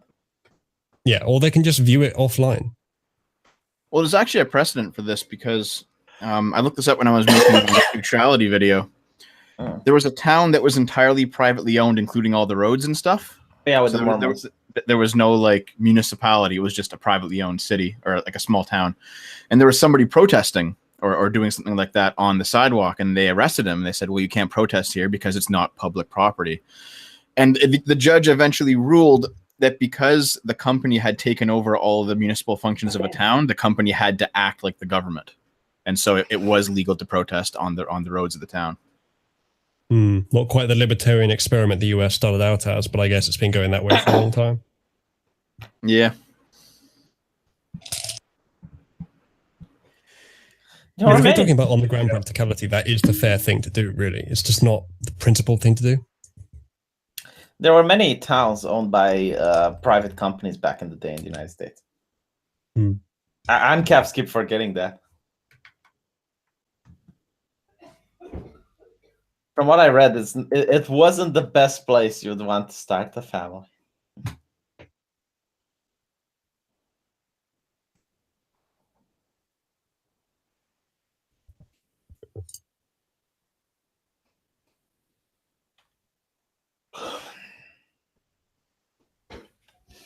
The really big problem is we are now legislating these things as if they were not private companies. That's the thing. To even start this legislative process, they have to go from the assumption that there is some form of law regulating the actions of this private company in regards to free speech. Yeah, it's a massive leap they've made here. It's a categorical shift. But it's not only that. It's like free speech is not the right to be heard. You know, I mean, there's several ways of contacting the president. You know, you don't have to use Twitter. And I'm willing to bet it's not even Donald Trump himself having his Twitter. That's not a great argument because you could make that argument if you had just censored someone. Like you could say if you block off all their communication, but you could still go visit him physically. What's wrong? No. Listen, okay. Let's assume we talk about his phone, right? What if he blocks a journalist on his phone? Is this also a violation of the Constitution? I do think that the ruling is ridiculous, and the analogy with that one would also hold. But I don't think the reason you gave is a good justification for it. Why not? Well, because blocking off one method of communication and then there still being other ones available doesn't mean you haven't censored them. No, the way I view it with Twitter is exactly like a phone. Right? If you don't want the person to talk to you, you should be entitled to not associate. Like you still have freedom of association, and you don't want to associate with that person, so just you can block his number or you can block his account. Yeah, and I that's agree. I mean, the journalist can talk on his platform. He can talk on his account about Donald Trump. If Donald Trump would be like, no, you're not allowed to talk to me, and would talk to Jack Dorsey to ban the journalist from the platform because he's talking about Donald Trump, then yeah, you might have a case.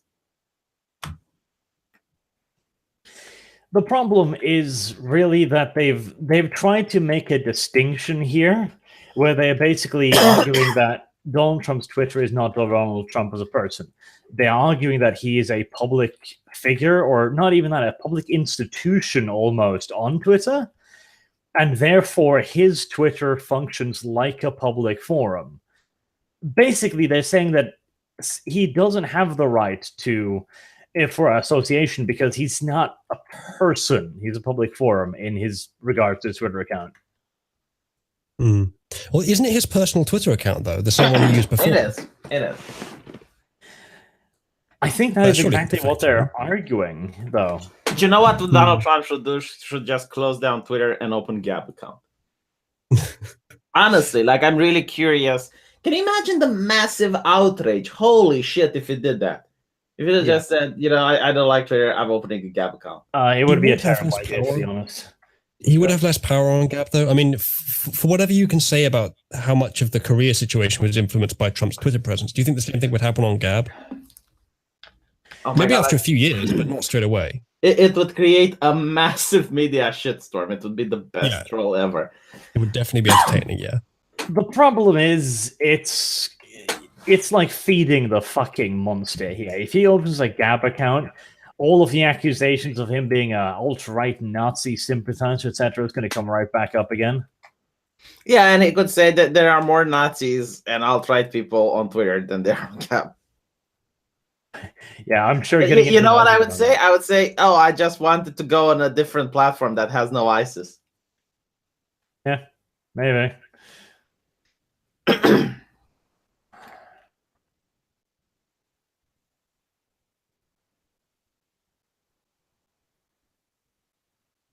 I don't think Trump really cares that much about giving the media opportunities to call him a Nazi. I think they'll do it without the opportunity. Well, I don't know. I suspect his marketing crew probably cares. Yeah. As much as I do adore the little orange bastard, can you imagine being the marketing chief, the public relations dude for that guy? Oh, that has got to be a nightmare. Yeah, if my understanding of Trump's strategy is accurate, then he plays the fool to literally everyone, and then he has some plan, whether you can call it a master plan or not, but he often relies on the deception of playing the fool. So I bet his marketing team don't even know his plans. Probably. So they're just as surprised by the things he does as everyone else is. And to be fair, it's not an entirely invalid approach. I mean, he basically uses the very, very basics of tradecraft in his diplomacy. He starts out really fucking stupidly high, like, I'm going to fucking nuke North Korea, and then he moderates it, and then the other party feels like they have won something, and it's worked.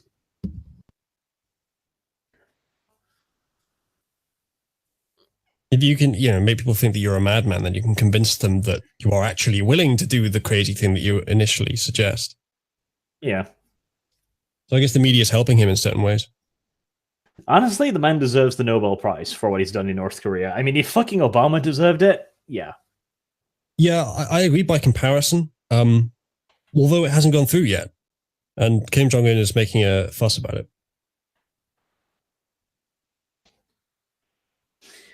Well, I mean, Nobel's Prize was handed to Obama, a man who went up on stage and then argued for the use of military force in certain scenarios. And increased drone strikes massively over Bush. Yep. So, that's good. Yeah, it was given to him for feels, for promises, as I understand it. And we've had a lot of Nobel Peace Prize laureates recently that have just been bad and haven't frankly had anything to do with the Peace Prize today. Maybe peace is something that doesn't come from one person or group very often. It just comes from the general development of humanity. I guess you could make that argument, because here's the thing. Last year, 2017, they gave the Nobel Peace Prize to the International Campaign to Abolish Nuclear Weapons, which frankly I think to be ridiculous, because the only reason why we haven't had a war with Russia yet is nuclear weapons. Yeah, pretty much. Anything, it's the nukes that should be given the Peace Prize. Give the nukes, sorry, not the nukes, give the Peace Prize directly to Oppenheimer, posthumously. Which one was the... Was this the one? Malala Yousafzai. Was that the girl who had acid poured in her face? No, again, she got shot in the head for trying to attend school in the Middle East. Yeah. For their struggle against the suppression of children and young people and for the right of all children to education. Okay, that's a great cause. And I'm not saying she's not a hero, but that's not what the Nobel Peace Prize is about. I think you'll find that Obama was a president of peace, and the Nobel Peace Prize is a joke. Of course it is. It kind of is, yeah. If they gave it to Obama for literally fucking nothing, then yeah. I'm starting to wonder, like, do these people not realize that when you give the prize to someone that's unworthy, you don't make that person gain prestige, you make the prize lose prestige? Because you're a racist. The thing is, they don't give a shit. The person who was in charge back then was a fucking far left crazy, and literally, the Nobel Peace Prize for a while has been used not as the Nobel Peace Prize, but basically as a way for the people on the board to secure themselves connections and future jobs. Do they still do Dave, it you've got now? that wallpaper. Almost Yeah. lose respect for you now. It's less. What's wrong with it? It's just it's used in all kinds of gay shit, Oh, well, sorry. including your wallpaper. Sorry for being gay, Uzulu. Yeah, well, you should be. I hope your girlfriend's sorry as well. Right. Arch, Yeah. I assume that you're hanging around the tent until it's time to go to meet Prince Emmerich. Yes, hanging around the tent, not eating Dev's food. What's wrong with my soup, Arch? It's probably really good, Arch. It'll ruin my appetite for the Long proper rest. food. And You Oh, want us that- to save you some? No, Dev. It's fine. I don't need to eat the pauper's meal anymore. Arch is Wait. moving up in the world. He doesn't need you anymore. Wait. Arch, you know what we do? Here, I'll make you a big pot you can bring with you. You can impress him with my soup. Sounds like a great idea if I wanted to just get killed for poisoning a duke or prince or whatever the fuck he was. Should probably remember that. He's a prince. But, right, okay. You head over to the camp of Prince Emmerich. I want to go up to the top of that one, Dev. Although you arrive, the guards ask for your papers, which you have, I presume. Papieren, give us a papier. What have you brought with you as well, Arch? Well, first and foremost, I brought with me an attitude which will make me look at these people and go, "Papers? Do you not know who I am? They don't. I rode through the fucking town with the demon's head just a little while ago. How can you not know who I am?" These guys look diseased. They are just peasants. Okay. All peasants look diseased. Holy shit, dude. All right. All right. That's one of the way that you know they're peasants.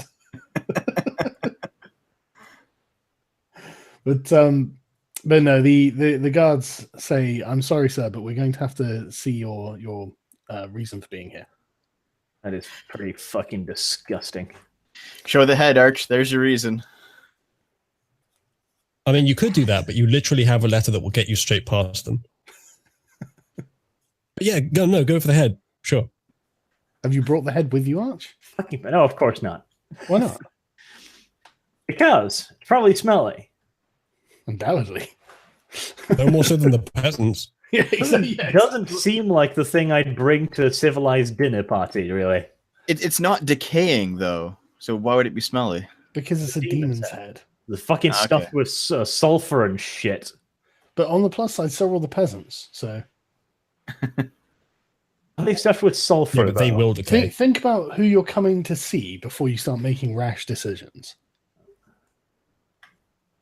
How many of us are there? Because rash us. decisions might be unavoidable. Rash decisions are my speciality, said says Uzo. It's only Arch, Uzla. We stayed back to eat my soup. And that is why it's only me. So as to avoid some of the rash decisions. Have we lost V from Roll20? Yes. No, I'm still here. Are you? Okay. Your thing disappeared. Yeah. Did it? But Arch, are you showing them the letter? Yes, I'll show the letter. As for what I'm bringing just the my whip because it's a status symbol. Mhm. I'm bringing the rapier and my finest clothing, of course, my signet ring, etc. Are you also bringing the signet ring you found in Warray? The gold signet ring that nobody knows what is. Hmm.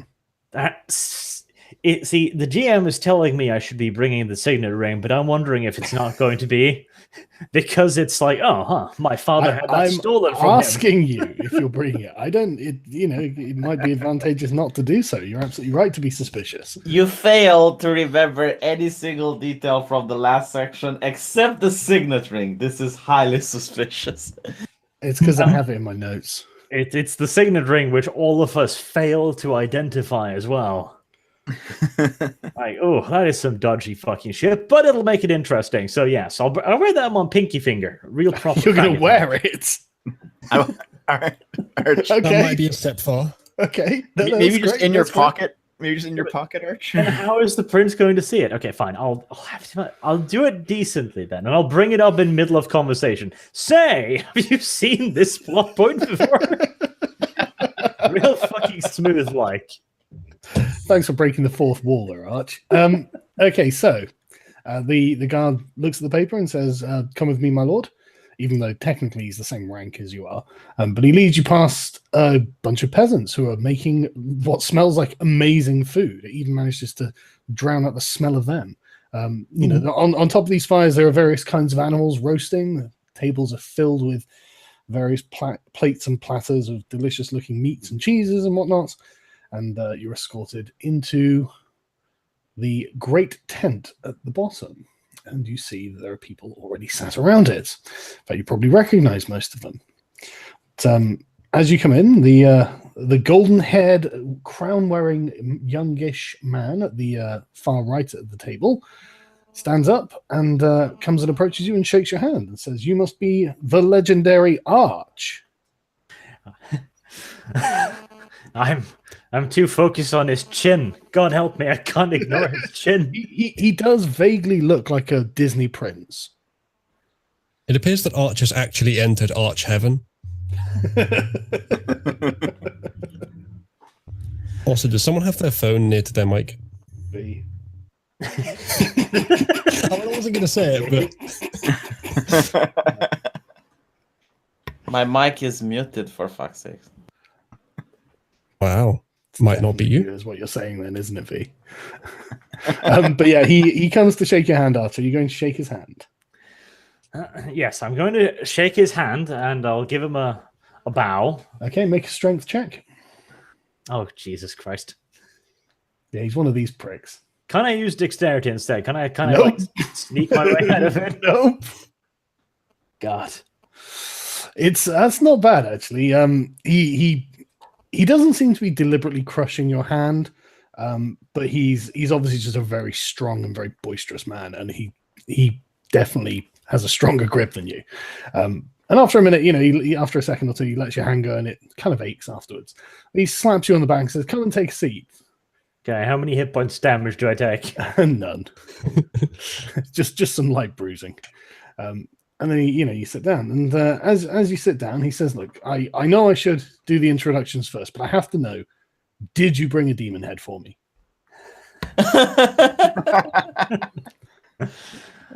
My idea saved you, Arch. No, I didn't bring it, V. You should have brought it. I should have brought it, but can't bring a demon head to a gathering like Belial in this No. super chat. The prince only invited us to see the demon's head. He typed that before you said it, so he had some prescience there. Okay, Arch, here's the plan. Have a servant go back and fetch one of us, and we'll bring you the head. We'll run it over. Oh, even better. I have an idea. Might be a sneaky idea, or it might backfire. We'll see. Go on. Ah, my lord, I figured you might bring that up, so I've arranged something a little bit more special for you. Now, of course, I could have a servant go fetch you a demon head for you to peruse, but as it turns out, I have several in my possession, each one claimed by its own champion in my party. And I would love for you to honor me with your presence and peruse all three of them. He initially looked quite disappointed, but then he kind of perks up and says, "Oh, what do you suggest?" Like, Just what I... when, where, and when? I'll look over the food expansively and go like, well, since you've taken the effort to set this up, we should enjoy the food first. But after that, at your earliest convenience, I am your servant, my lord. He looks a little bit downcast that you didn't bring the head, but he says, very well, very well. And then he takes the time to introduce the people around the table. The person directly on your right would be Duke Losian, that you've met, and the Duke just gruffly says, good to see you again. And his wife, Lady Kasana, whom you've also ogled. I'll nod a greeting to both of her tits. Yep. It's so nice to see the ladies again. Then on the far right from where you're sitting, is a very, an old, gruff-looking man with a very huge beard. He nods and introduces himself as Duke Colm. And he says that he's an exile from the kingdom, the duchy, one of the duchies, that you'll be crusading to try and recover. He is, in fact, one of the people who came across the mountains before the passes were closed in order to warn everyone that there was a giant marauding army of heathens coming their way. I like this guy already. And, I'll definitely act like a little bit in awe of him. Just be like, my lord, you might just have saved us all, and I hope that we may repay your act of bravery by helping you liberate your homeland from the godless heathen swine. He gives you sort of a grim nod and says, "It's worse than I can describe. It is a monstrous army that has taken over our kingdoms, and they will not stop." As he starts going on, and Prince Emmerich goes, yes, okay, Duke, okay, we understand. We're not here to get everyone down. We're here to have a nice evening. And then he points to the man sat directly opposed to him, and this man is probably the largest human being you have ever seen. He is like the mountain from Game of Thrones, and he's got scars on his face. He's got an incredibly grim look about him. And the prince says, "You may be familiar with Grandmaster Braden of the Penitent Knights." And Braden just kind of gives you a nod, a salute. He doesn't say anything to you, though. I haven't had the pleasure, but he's certainly a grand master.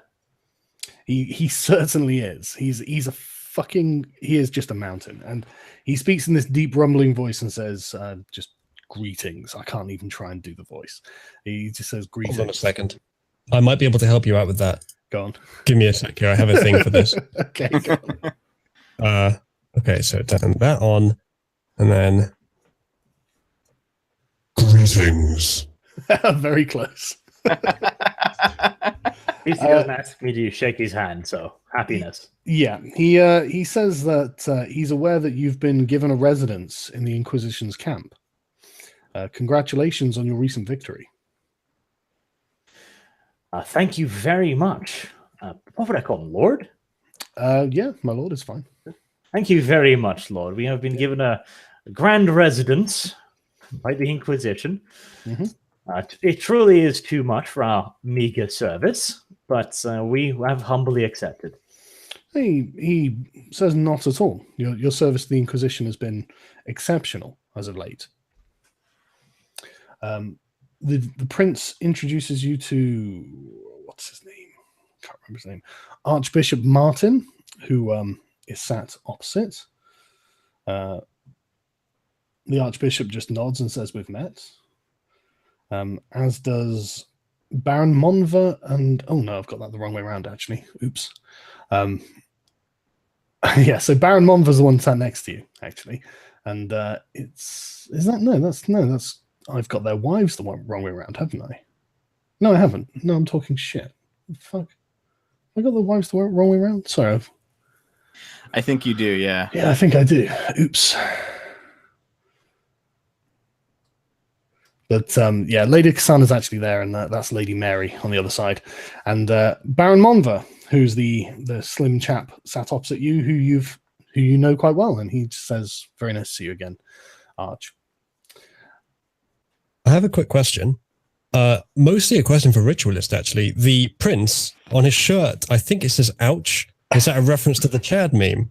I don't know. It does say ouch.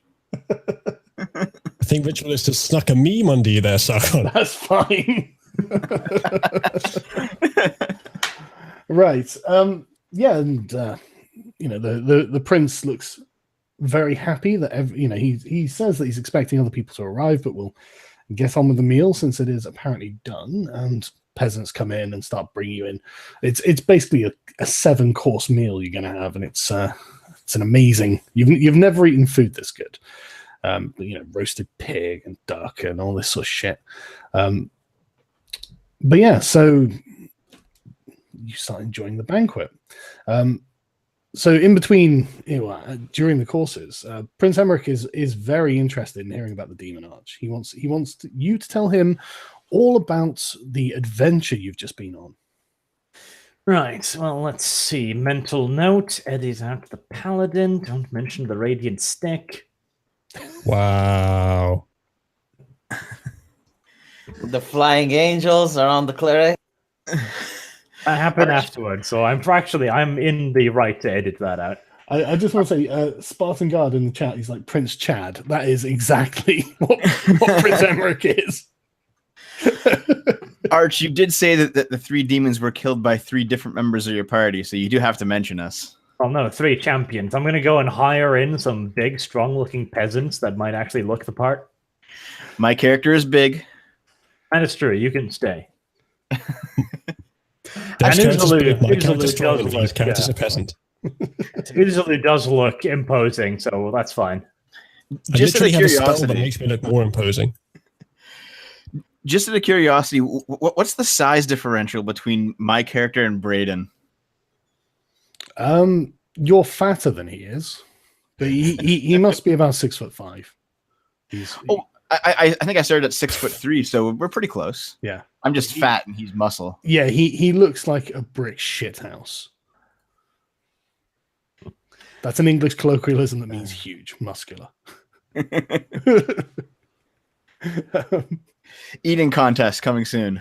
Basically, yeah. He looks like he probably does eat a lot. Can someone do a meme of Arch being of the prince being the Chad and Arch being the virgin around this table? Now you're definitely not getting any. Ritualist? Virgin Lord Chad Prince. Hold on, I'm typing it to Ritualist right now. Hold on. Oh, he'll hear us. Yeah, he will. Yeah.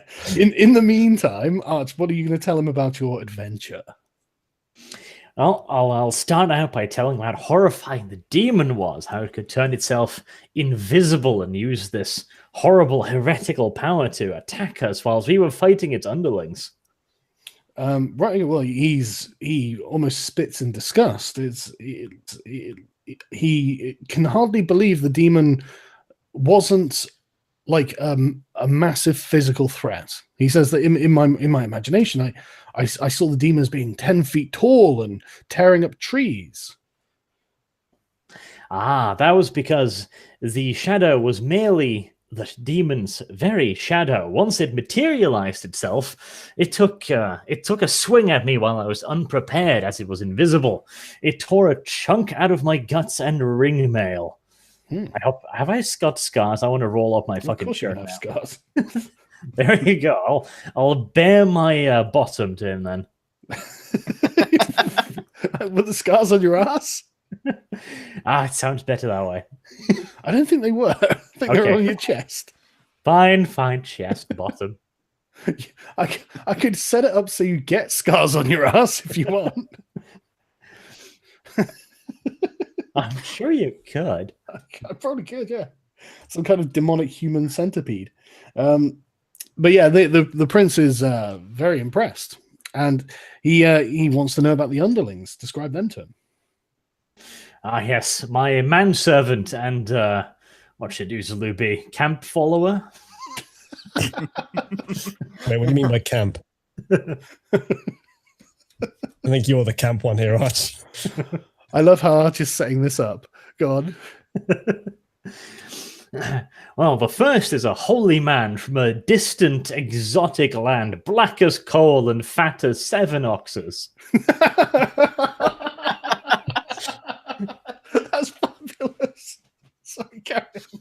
It's great. Chad Devo. I look over to the Grand Master of the Pentian Nine and go like, he's almost as wide as that man is tall. Okay, and what did he do? He wielded a holy relic given to us by the head priest of Pendley Abbey, and with that, he lay the hurt down upon the filthy demon. Oh, you should have seen it, my lord, when he smacked that thing with the holy relic. It was glorious. Light flying everywhere and explosions. The prince is positively loving this story, and he just cheers and goes, bravo, and then he raises his glass and guzzles the whole thing, or cup, and guzzles the whole thing, and demands a peasant lady bring him more, which she does. Right, Uzulu, how much of your lunch money are you going to give me? Well, I did roll pretty well on that investigation of the peasants. I can give you a small portion of that if you like. Oh, well, suddenly Uzulu's part in this story has increased dramatically. You realize that you're going to need us later? You promised this guy a show of the heads and the champions. We have the heads, and we are the champions. Let's do each other a favor here. Why don't you tell most of the truth? The truth, Uzulu. Would you like the truth, or would you like to share a portion of your loot and have the proper truth, the real truth? Hey, Arch, how Speaking effective was your both as my sword, man? character and as myself, I'm not afraid of the truth because I fought like a fucking champion. To be fair, Uzulu's got a point. Yes, but Uzulu doesn't understand the subtle differences between the truth and the better truth. Honestly, Arch, you can embellish somewhat, but the more you do, the more you're going to have to telepathically get your story straight with us when the prince comes to see us. Well, you've already telepathically promised me half of your loot, so I'm sure we'll be fine. I promise you nothing. It was a suggestion.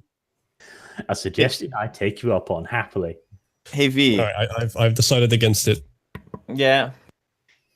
So, the prince is not being critical about anything that you're saying. He's just lapping up the story, and no one else says anything about this apart from Lady, what's her name, Lady Mary, who leans forward and just says to you, "My lord, I can't help but be slightly skeptical of the tale that you're telling. I mean, has anyone here actually seen any of these demon heads? How can we be sure that this even happened?" Well, yes, Fucking my lady. skeptics. Hundreds of peasants were treated to a view of the demonic heads as we paraded through the city. She snorts. Peasants will believe anything is anything. If I was to chop off the head of a pig and march it through there, they'd think that was a demon. Do you question the Inquisition, Mum? Of course, I'm not there, so I didn't say that, but Yeah, Oh, that's good. good. I'm thinking of it. Some righteous indignation, perhaps.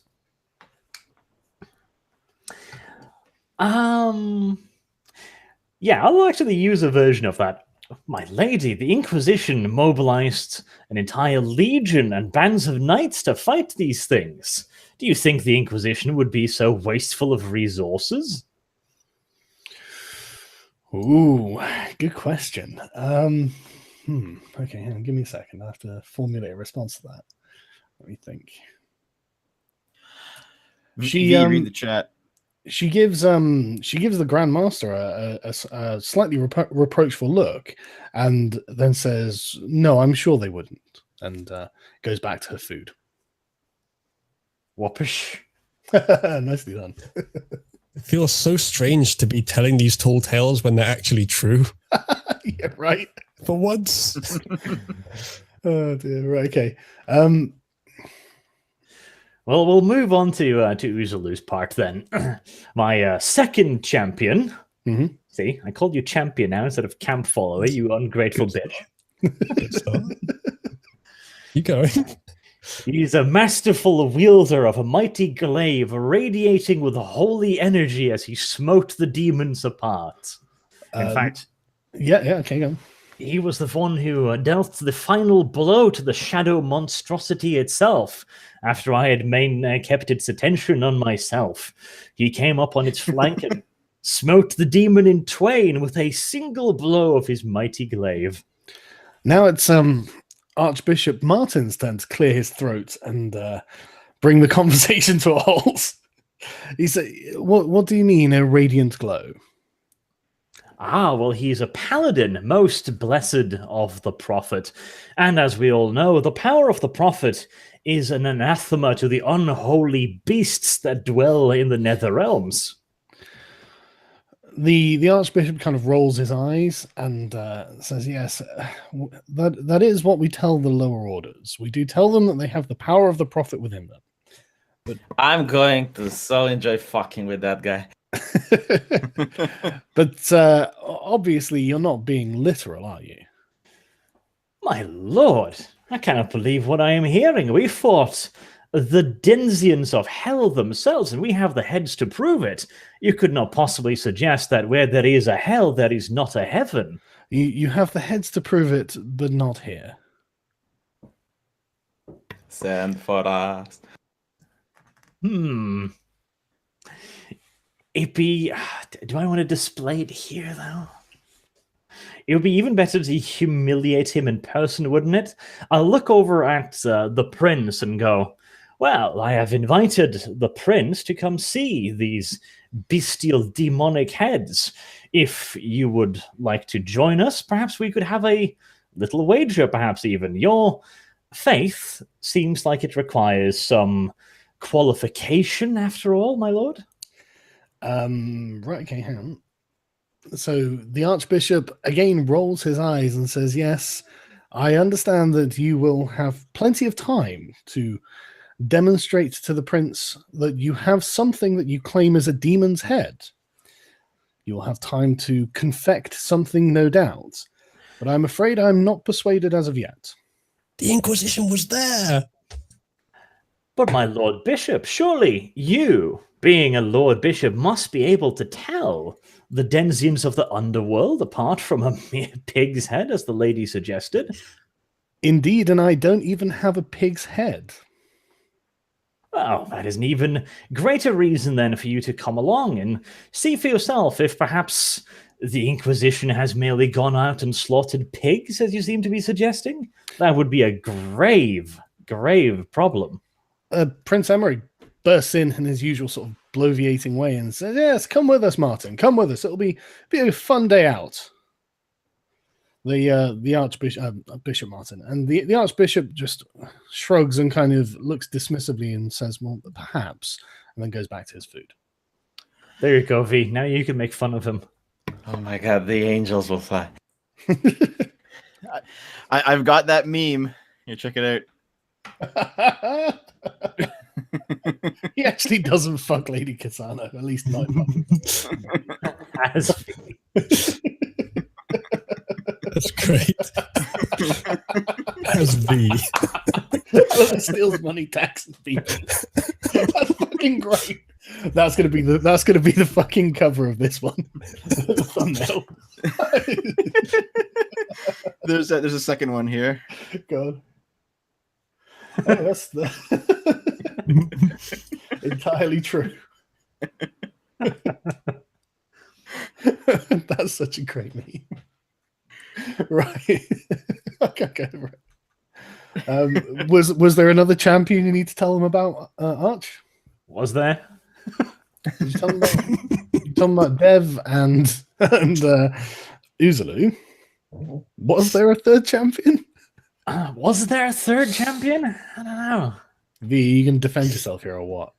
I'm not there if he doesn't want to talk. V, use your speaking or whatever it was called. I'm not even aware of the meeting. Yeah, but you're aware of Arch's duplicity. Listen, if the GM's giving you this in, I think you should use it. Send him a message. Just say, "How's it going, Arch?" Now, the fact that these are my followers will increase my status as well. So, okay. The third champion was a mighty holy man, a truly special and unique individual. Who totally didn't cause this whole situation by opening a book we told him not to. Oh no, he is a man of great book learning. He's read many a book in his lifetime. A fine judgment as well, let's be honest. Yes. A fine judge of demonic threat. He can smell danger a centimeter away, man. No matter how sulphurous a book, he is not scared of opening it. You know the butterfly effect. If I hadn't opened the book, you wouldn't be at that dining table. So. Ooh, good comeback. He's certainly brave. He does not hesitate even in the face of clear and present danger. He soldiers on. The prince just says, well, this sounds like a fine fellow. Oh, yes. The prince is just stupefied by the story. Doesn't get the ironic Of course jab. not. Of course not. Yeah, no. He takes all this completely uncritically and unironically because he's clearly not the sort of man for whom stealth and guile have any value. Yeah. I'll finish up by telling him about our special priest and his ability to spit fire from his fingertips and stuff, because if he can do that, to impress him later with a pyrotechnical show. Okay, as you do that, Grandmaster Braden almost drops his slice of meat that he's currently chewing on and says, repeat yourself. Oh, yes, he's quite blessed. Even the Inquisition has had him in for sessions to judge his powers, and they have judged his powers to be true. They might even, some say, although I have little time for these spurious rumors, that they could come directly from the prophet himself. They even say he's capable of surrounding himself with angelic beings, and nod conspiratoriously. I did spoke with the patriarch on it. Like the patriarch did saw all of us. Yeah, I mean, this is clearly the first that Grandmaster Braden has heard of this, and he basically rumbles something that's almost unintelligible, but it's definitely a noise of extreme doubt. This is actually a really accidentally great tactic, making them all doubt you, and like they're going to be wrong in the end. Yes. And all we had to do was give them high tails from doubt, and then you're going to gain favor with the prince, and they'll lose some. Like, oh yes, my lord, Lord Bishop, I understand. Grandmaster. Grandmaster. Fuck him. I was dubious of many of these tales myself, especially on such a special individual. But having fought side by side with him, I can attest personally that he is capable of these things and many things else. Occasionally healing us.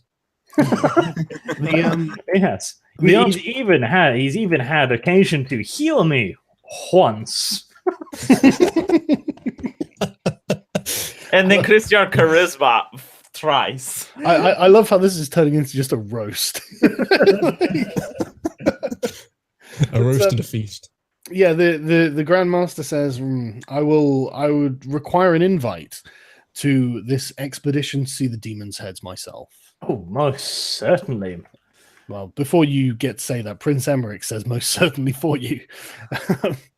But that son of a bitch. Archbishop Martin raised his voice again and says, I can believe one man touched by the divine has come to us, because this is, after all, a holy crusade. We are going to be liberating our fellow Erothian brethren from the clutches of the most evil heresy imaginable.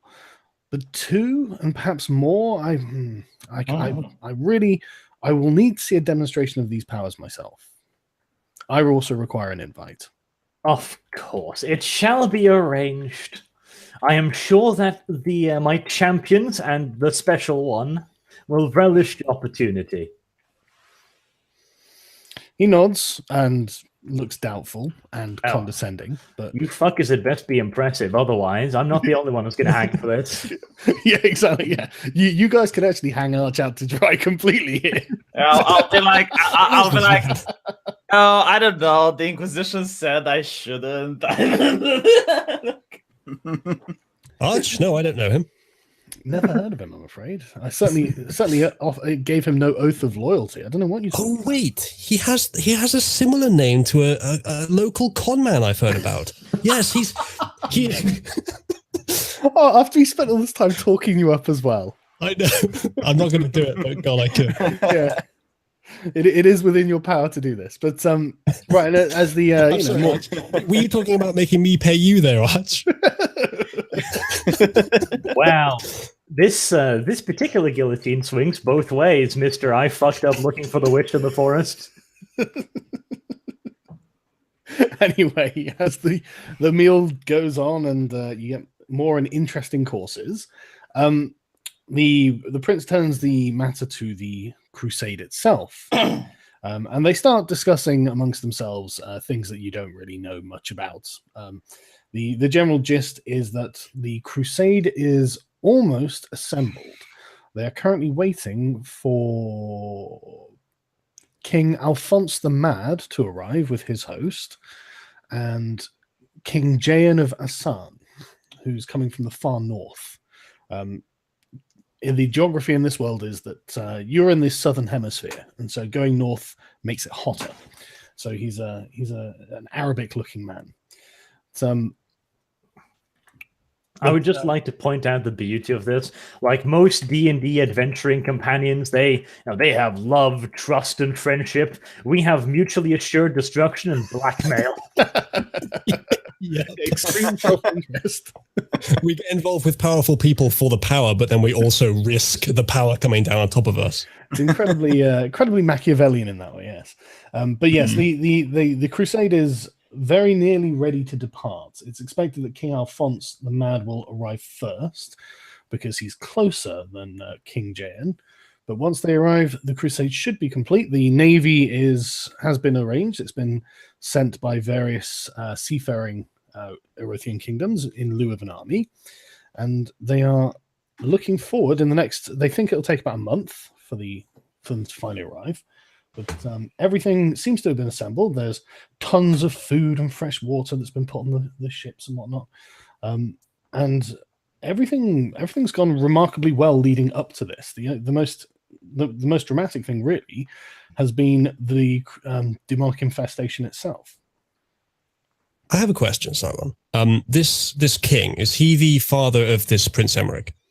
No, neither one of these are. Oh, okay. Because I was thinking this prince has blonde hair. Perhaps the king is a certain analogy to a human character who is known for being a mad, great leader. It's not a Pierre Trudeau's wife's son situation, if that's what you're asking. I was asking if it was Trump. Did anyone notice Arch's signet? Might as well have Trump as the king. I'll bring up the signet ring in a moment, just before we finish up. Right, okay, so they continue on, and Prince Emmerich asks New art. No. Oh, I really haven't. Sorry, do you have a thing from Ritualist? Yeah, Dev, get it up. It's there? latest. He didn't link it to me. He hasn't linked it yet. Give it a few seconds. All right. What is it? His Twitter refreshing every 30 seconds. Okay. Yeah, I have the old one, but yeah, I'll check out his Twitter. Give me a second. Okay. In the meantime, Prince Emmerich says that he's been sending out scouts to sail out to around the coastline, because the area you're planning to go to is frankly unexplored, not well explored. So do you have a go for it? I have it. I look so much fatter.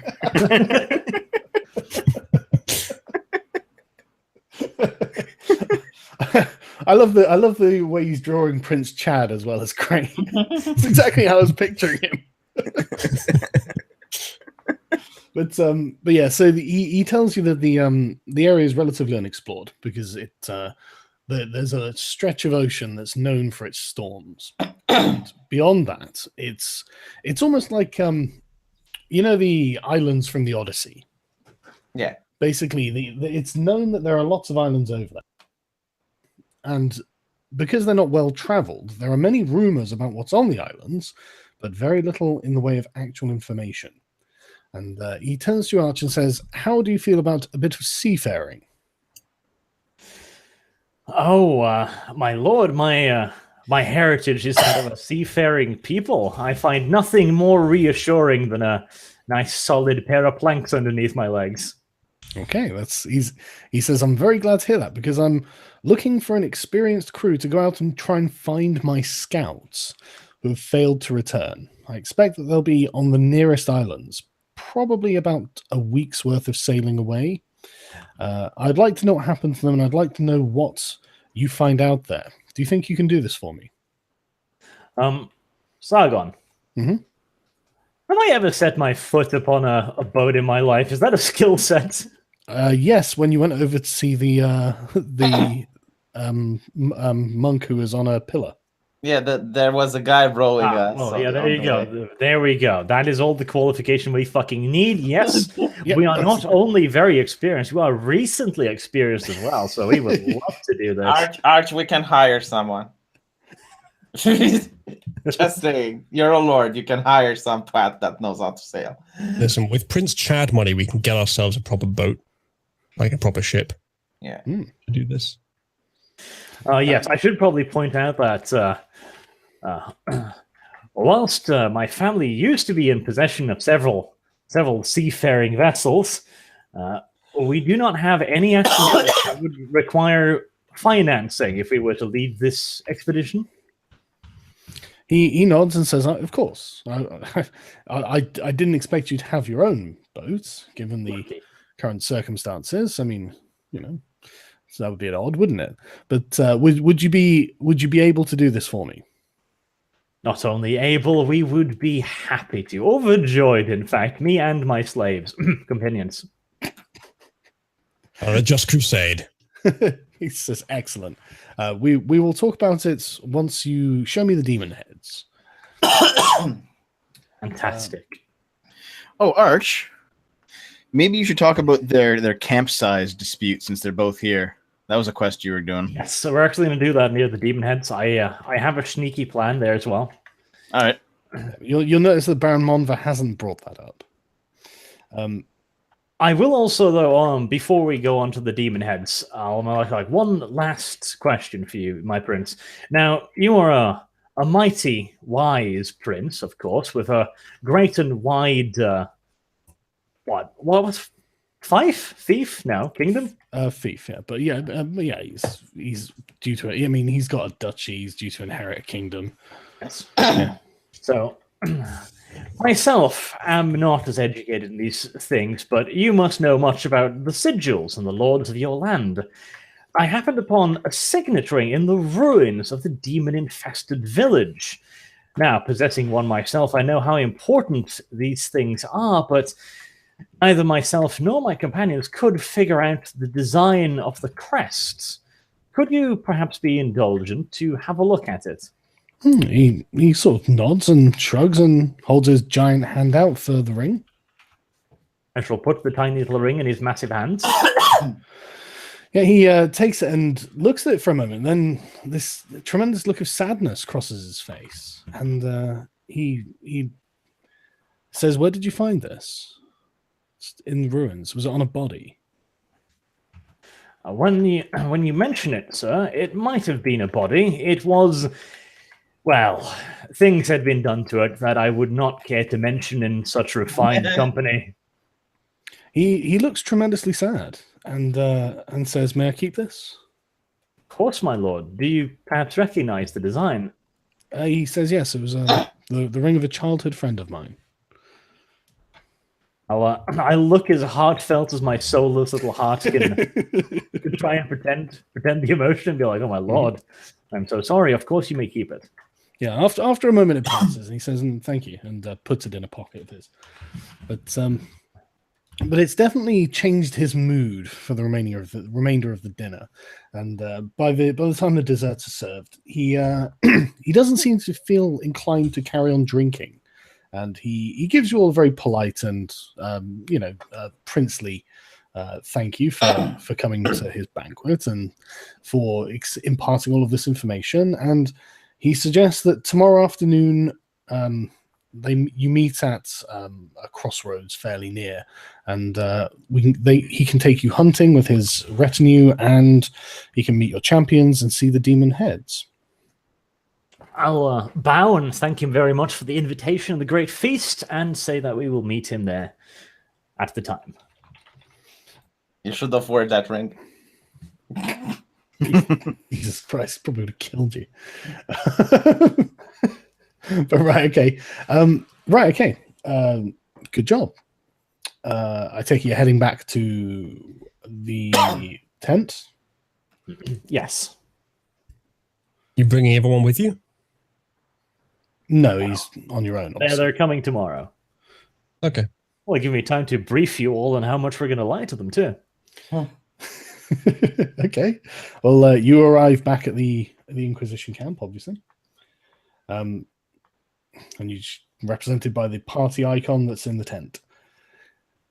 All right, gather around, children. Story time. What transpired, my lord?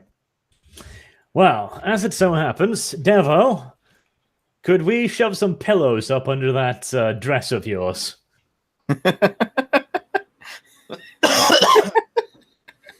You want me to be that big, eh?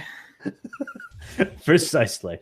Oh, Yeah, and I'm already nearly as tall as the biggest guy there. I so. could cast a spell that would increase his constitution, my lord, if it's required. I don't think that makes him fatter. Can you Well, make that's it. Uzulu glow? Yes. Right, we're going to make Uzulu glow.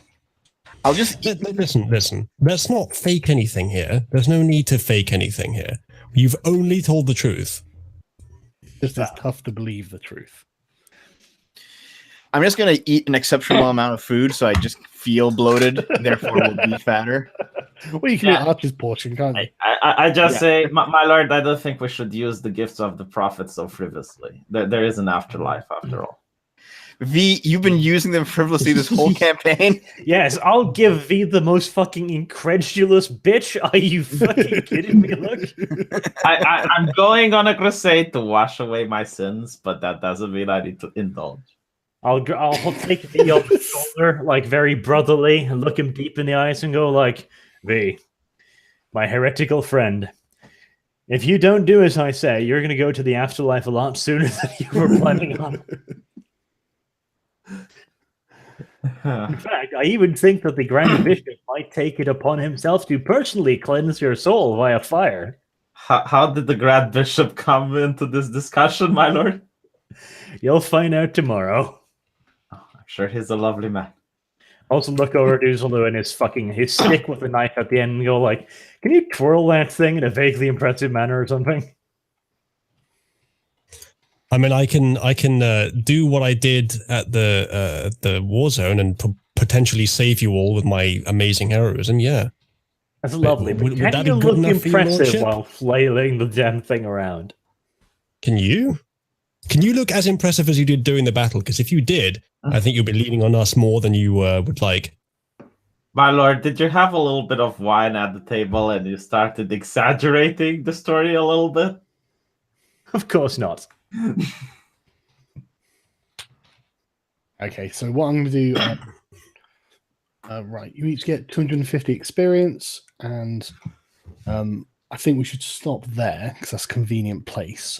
Is there anything you guys want to do before we finish? Like small things? You know? No, we'll just the general stuff, like explaining to them what our story is, and also explaining that the next step of the plan is that once we've got the prince out in the forest and stuff and get him properly hyped up and worked up over the demon heads, perhaps playing with a wine here and there, you know. Then we'll tell him the sub story about the whatever the fuck his name is. You know, the dude who's being cuckolded by his wife. And how his camp is too small, and we'll offer him a demon head in return for giving him some of the prince's camp. I don't think Baron Monver is actually being cucked. I don't know where that's come from, but I mean, he looks like the type, doesn't he? I actually want to ask Equister Horse something while Arch was at the banquet.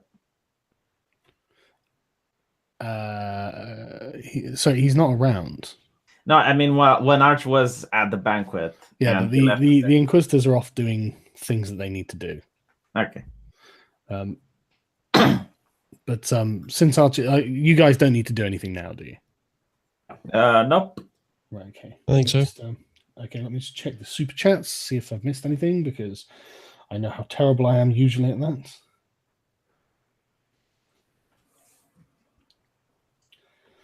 Yo team, I'm a student at the Georgia Institute of Technology and Ethics class. We're about to debate the ethics of feminism.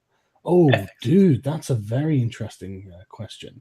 Advice, reading, watch list in order to prepare the professor of an SJW. Guys, what would you suggest? I did give a response in chat. I said, define your terms, don't let them define you into immorality.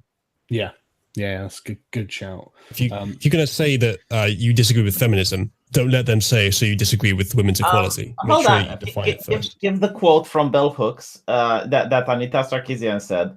A woman shouldn't do what's good for her. She should do what's good for feminism. I was going to say what you need to do is effectively drill this down to the ethics of collectivism, where the group matters and not the individual. It's literally about the liberation of women as a class, whether the woman in question wants the quote unquote liberation or not. And definitely right to Stalinism too. Exactly. And then dichotomize it against choice feminism, which is like individual empowerment, and then hammer it down to difference between class and demographic, and point out that women are not a class; they're a demographic. Yeah. And before you get there, you should also ask him to define what type of feminism he's talking about, so he can't excuse himself saying, "Oh no, I totally mean like suffragette stuff." Exactly, and even then you can say, "Well, they were terrorists, weren't they?" So that's true. Okay, don't do that. Even though it's true, when you're talking to an audience and you have got like 1 hour or something like that, and the audience doesn't know that it's true, you're going to look like you're unhinged and you're a lunatic. So just tackle things that you already established and that people know. Keep in mind that if you challenge a professor too much, you'll probably fail the class. So, yeah, good, but keep on the collectivism, individualism axis, because really, he doesn't have an out there. I mean, he's going to basically have to say, well, yes, but it's justified that some women are basically trampled on. And you can also focus on the fact that in a society, men and women are supposed to be a whole. Like what affects men affects women's husbands, women's son. Well, not just that. It's like you could call them on the very concept of women's rights. I mean, why should women have separate rights to men? Isn't that opposed to what feminism was trying to achieve in the first place and give everyone the same rights? You could certainly explain why feminism today is not liberal. It's in fact anti-liberal. Yeah, definitely. But then the professor probably isn't liberal themselves. No, and you could also probably mention might not know the difference. True. That there genuinely isn't a lot of opposition to women's right if he brings that up. Mm-hmm. The vast majority of countries had women's rights given to their female population voluntarily. In fact, it was often done by the very men themselves who gave them those rights. Mm. And women have had the vote for over 100 years now. I mean, point out that rich people used to have the vote, and there were women that had 3 times the amounts of votes as a man did. Like you had the duchess, or some countess, or women of a lot of wealth that actually had the power to vote even before women got the right to vote. Yeah, and you can point out that this is, I mean, it's a very Western malady to be overtly concerned with this as well, because I mean it's the West that treats women the best in all of the world, and everyone knows this, and there's no question of it. And for us to still be obsessing about this when women have the same rights as men, the same freedoms as men, and more in most cases, probably not worth trying to argue the case they got more. Like getting the professor to accept that they're equal is probably enough. But if he wants to say argue for the social rights or better treatment, then you could start bringing up here's the ways in which men are actually treated worse socially. Yeah, you absolutely could. Yeah. If they bring mansplaining, or what you need to do is if men can't understand, why should men be involved with feminism? Like they're men, they will never understand the issue. Therefore, it's useless to talk or engage with men. That's kind of a risky strategy because they'll just say, they should just be mindless allies, or in different words. I wouldn't go down that road. No, I would even say, they can't even be mindless allies if they don't understand what the conversation is about. You just said that they're men, and thus mansplaining is a thing because their male brain can't comprehend the things you're talking about. Well, I mean, if it goes down that road, you're establishing that basically men aren't allowed to talk on the basis that they're men, and that's turning them into second-class citizens from the way they were born. It's basically a caste hierarchy. Yeah, and you'd also ask, why would men be interested in feminism then, if that's the case? If you're saying that they can't have an input. Yeah, but they don't give a shit about men. That's the thing. That's why you should probably avoid talking about men in general. Yeah, that's probably true. But just establish the unequal, illiberal nature of it. And then, I mean, you can always do the Thomas Sowell thing of compared to what? Where exactly do you think that women don't have it as good as they do here? Yeah. I mean, women are obviously free here and things like that. So good luck with that, man. It's an interesting thing. One more thing. Punchy because you're going to be in front of the audience, which is the class. This is statistically a fact. Out of all the European Union, it's in Romania that men and women have the gender pay gap the smallest. Yeah. So if gender pay gap comes across, you point out that if you want gender pay gap to disappear, impoverish the nation. Nations like Sweden. No, I'm not kidding. No, like that's true. I know. They'll Yeah. probably go like, really? Yeah, you go like Sweden, Norway, they do all of these things for women, and the gender pay gap is enormous. And you look at Romania, they have no program to make it equal for women, and yet the gender pay gap is almost non-existent. Right, You let's move on to the next one. Impoverish the nation. There is Negroid Gypsy Thoughts. True. Take my shekels, Sargon of Judea. Thank you. Happy birthday, V. Is it your birthday, V? Nope. Oh, well, happy birthday. How do you feel to know that Boogie died today? Press F. Arch's incel confirmed. Oh, dear, Arch. Involuntary. How do you know I'm not a voluntary celibate? Ooh, good question. Good comeback. The prince only invited Arch. You already owned him. Beautiful bearing is gone. Panic. Yeah, I'll message him after the stream. I'm not reading that out, Thomas. I'm not encouraging mass flagging or anything like that, I'm afraid, dude. The Expanse has been picked up by Amazon. I'm not sure what The Expanse is. It's a show that I think V introduced me It's to, actually. the I quite most liked it. amazing. It's Game of Thrones in space, basically. You have okay. A severely subpar sci-fi show. Look, Right, okay. everyone in the chat, if you think The Expanse is amazing, press 1, because Arch is the most worthless faggot when it comes to describing some shit. Every single time I try to tell Sargon something cool, Arch is like, no, he's dead. He's Yeah, dead. but to be fair, V, every time I check it out, Arch is right. Huh? Give me one example of a thing you actually Yeah, checked okay. The out. new what was it? The new Star Trek thing, was it? Or was it? What was the new? What was that? Star sci-fi? Trek. Oh, V SCD. fucking somehow managed to like that. It's terrible. It's fucking awful, V. What, But the, there's one occasion where I agree with V, though. The Expanse is quite good. Right, okay, I'll check it out. the Expanse is amazing, yeah.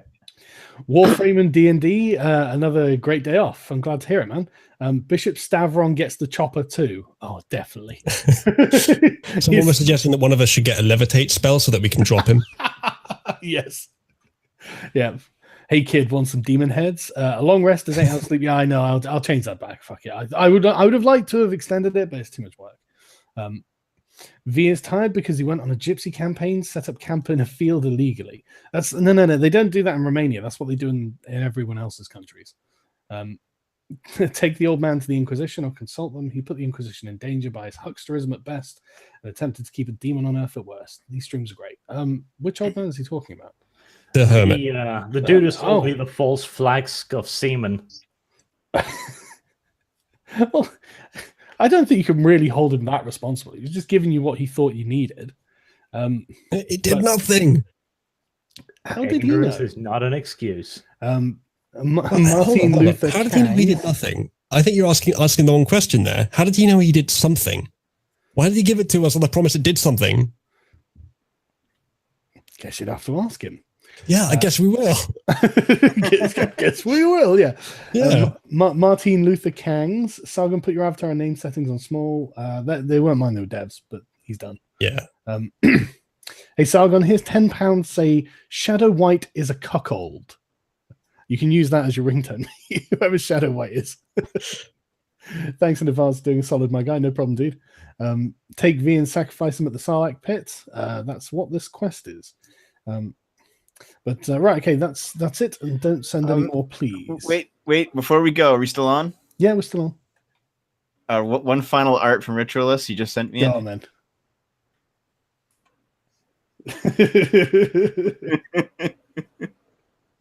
that's I don't think I literally fit- true. I don't think I fit in that picture though, because I'm the only good character of the bunch. Yeah, isn't that terrible? Seriously though, like the last like serious D&D campaign I ran, everyone was good friends, and so there was no party infighting or like lack of cohesion. You know, there was no thought that anyone was going to betray someone else or anything like that. So it's interesting how you guys are held together by mutually assured destruction. But right, okay, I hope you've all had fun. I've definitely enjoyed this one, and I'll speak to you all. Right, okay, right, I'm in America next week. So it's not going to be next week. It'll be the week after for me. A week after, I'm in Germany. Are you? Come on. So 2 weeks then. Can we set it up for a day other than Wednesday, maybe? No, Dweeb. No, Devo, because Dweeb? your suffering fuels me. You just call me fucking dweeb? I was about to say V, and then I caught myself. But sorry, when are you next available, Arch? 2019. The 6th Let's is see. The 13th. 13th should be fine. 13th. Right. Okay. So Okay, 3 weeks. so what? We're not playing for 3 weeks? Jesus. I'm sorry. Well, I'm just saying I think the 13th is going to be fine. It's probably not. It's the 13th. Something's going to happen. Well, it's Wednesday the 13th, so it's not quite the same. But yeah, okay, right. So the 13th, as long as we can all make that. Can we play something else like Civ or some shit? Maybe, but it's a Actually, different- yeah, we've been talking about that. If you're trying to get a Civ 6 game going. I'd be up for that. Yeah, Sargon I'd always probably be up for that too, to loses. be honest. So Sargon always loses at Civ, just so you know. I will kick your ass at Civ, bitch. Well, I haven't tried Civ 6 yet. I just got it, so I want to give it a go. Yeah, it's Sargon, pretty do you good. remember my glorious navy that I sailed up your canal? Oh, fuck you. Remember that time you were taking that city from that guy who dropped out the game, and I just snuck in and took it from under your nose? Right, that's it. I'm ending the stream. See you later. Bye.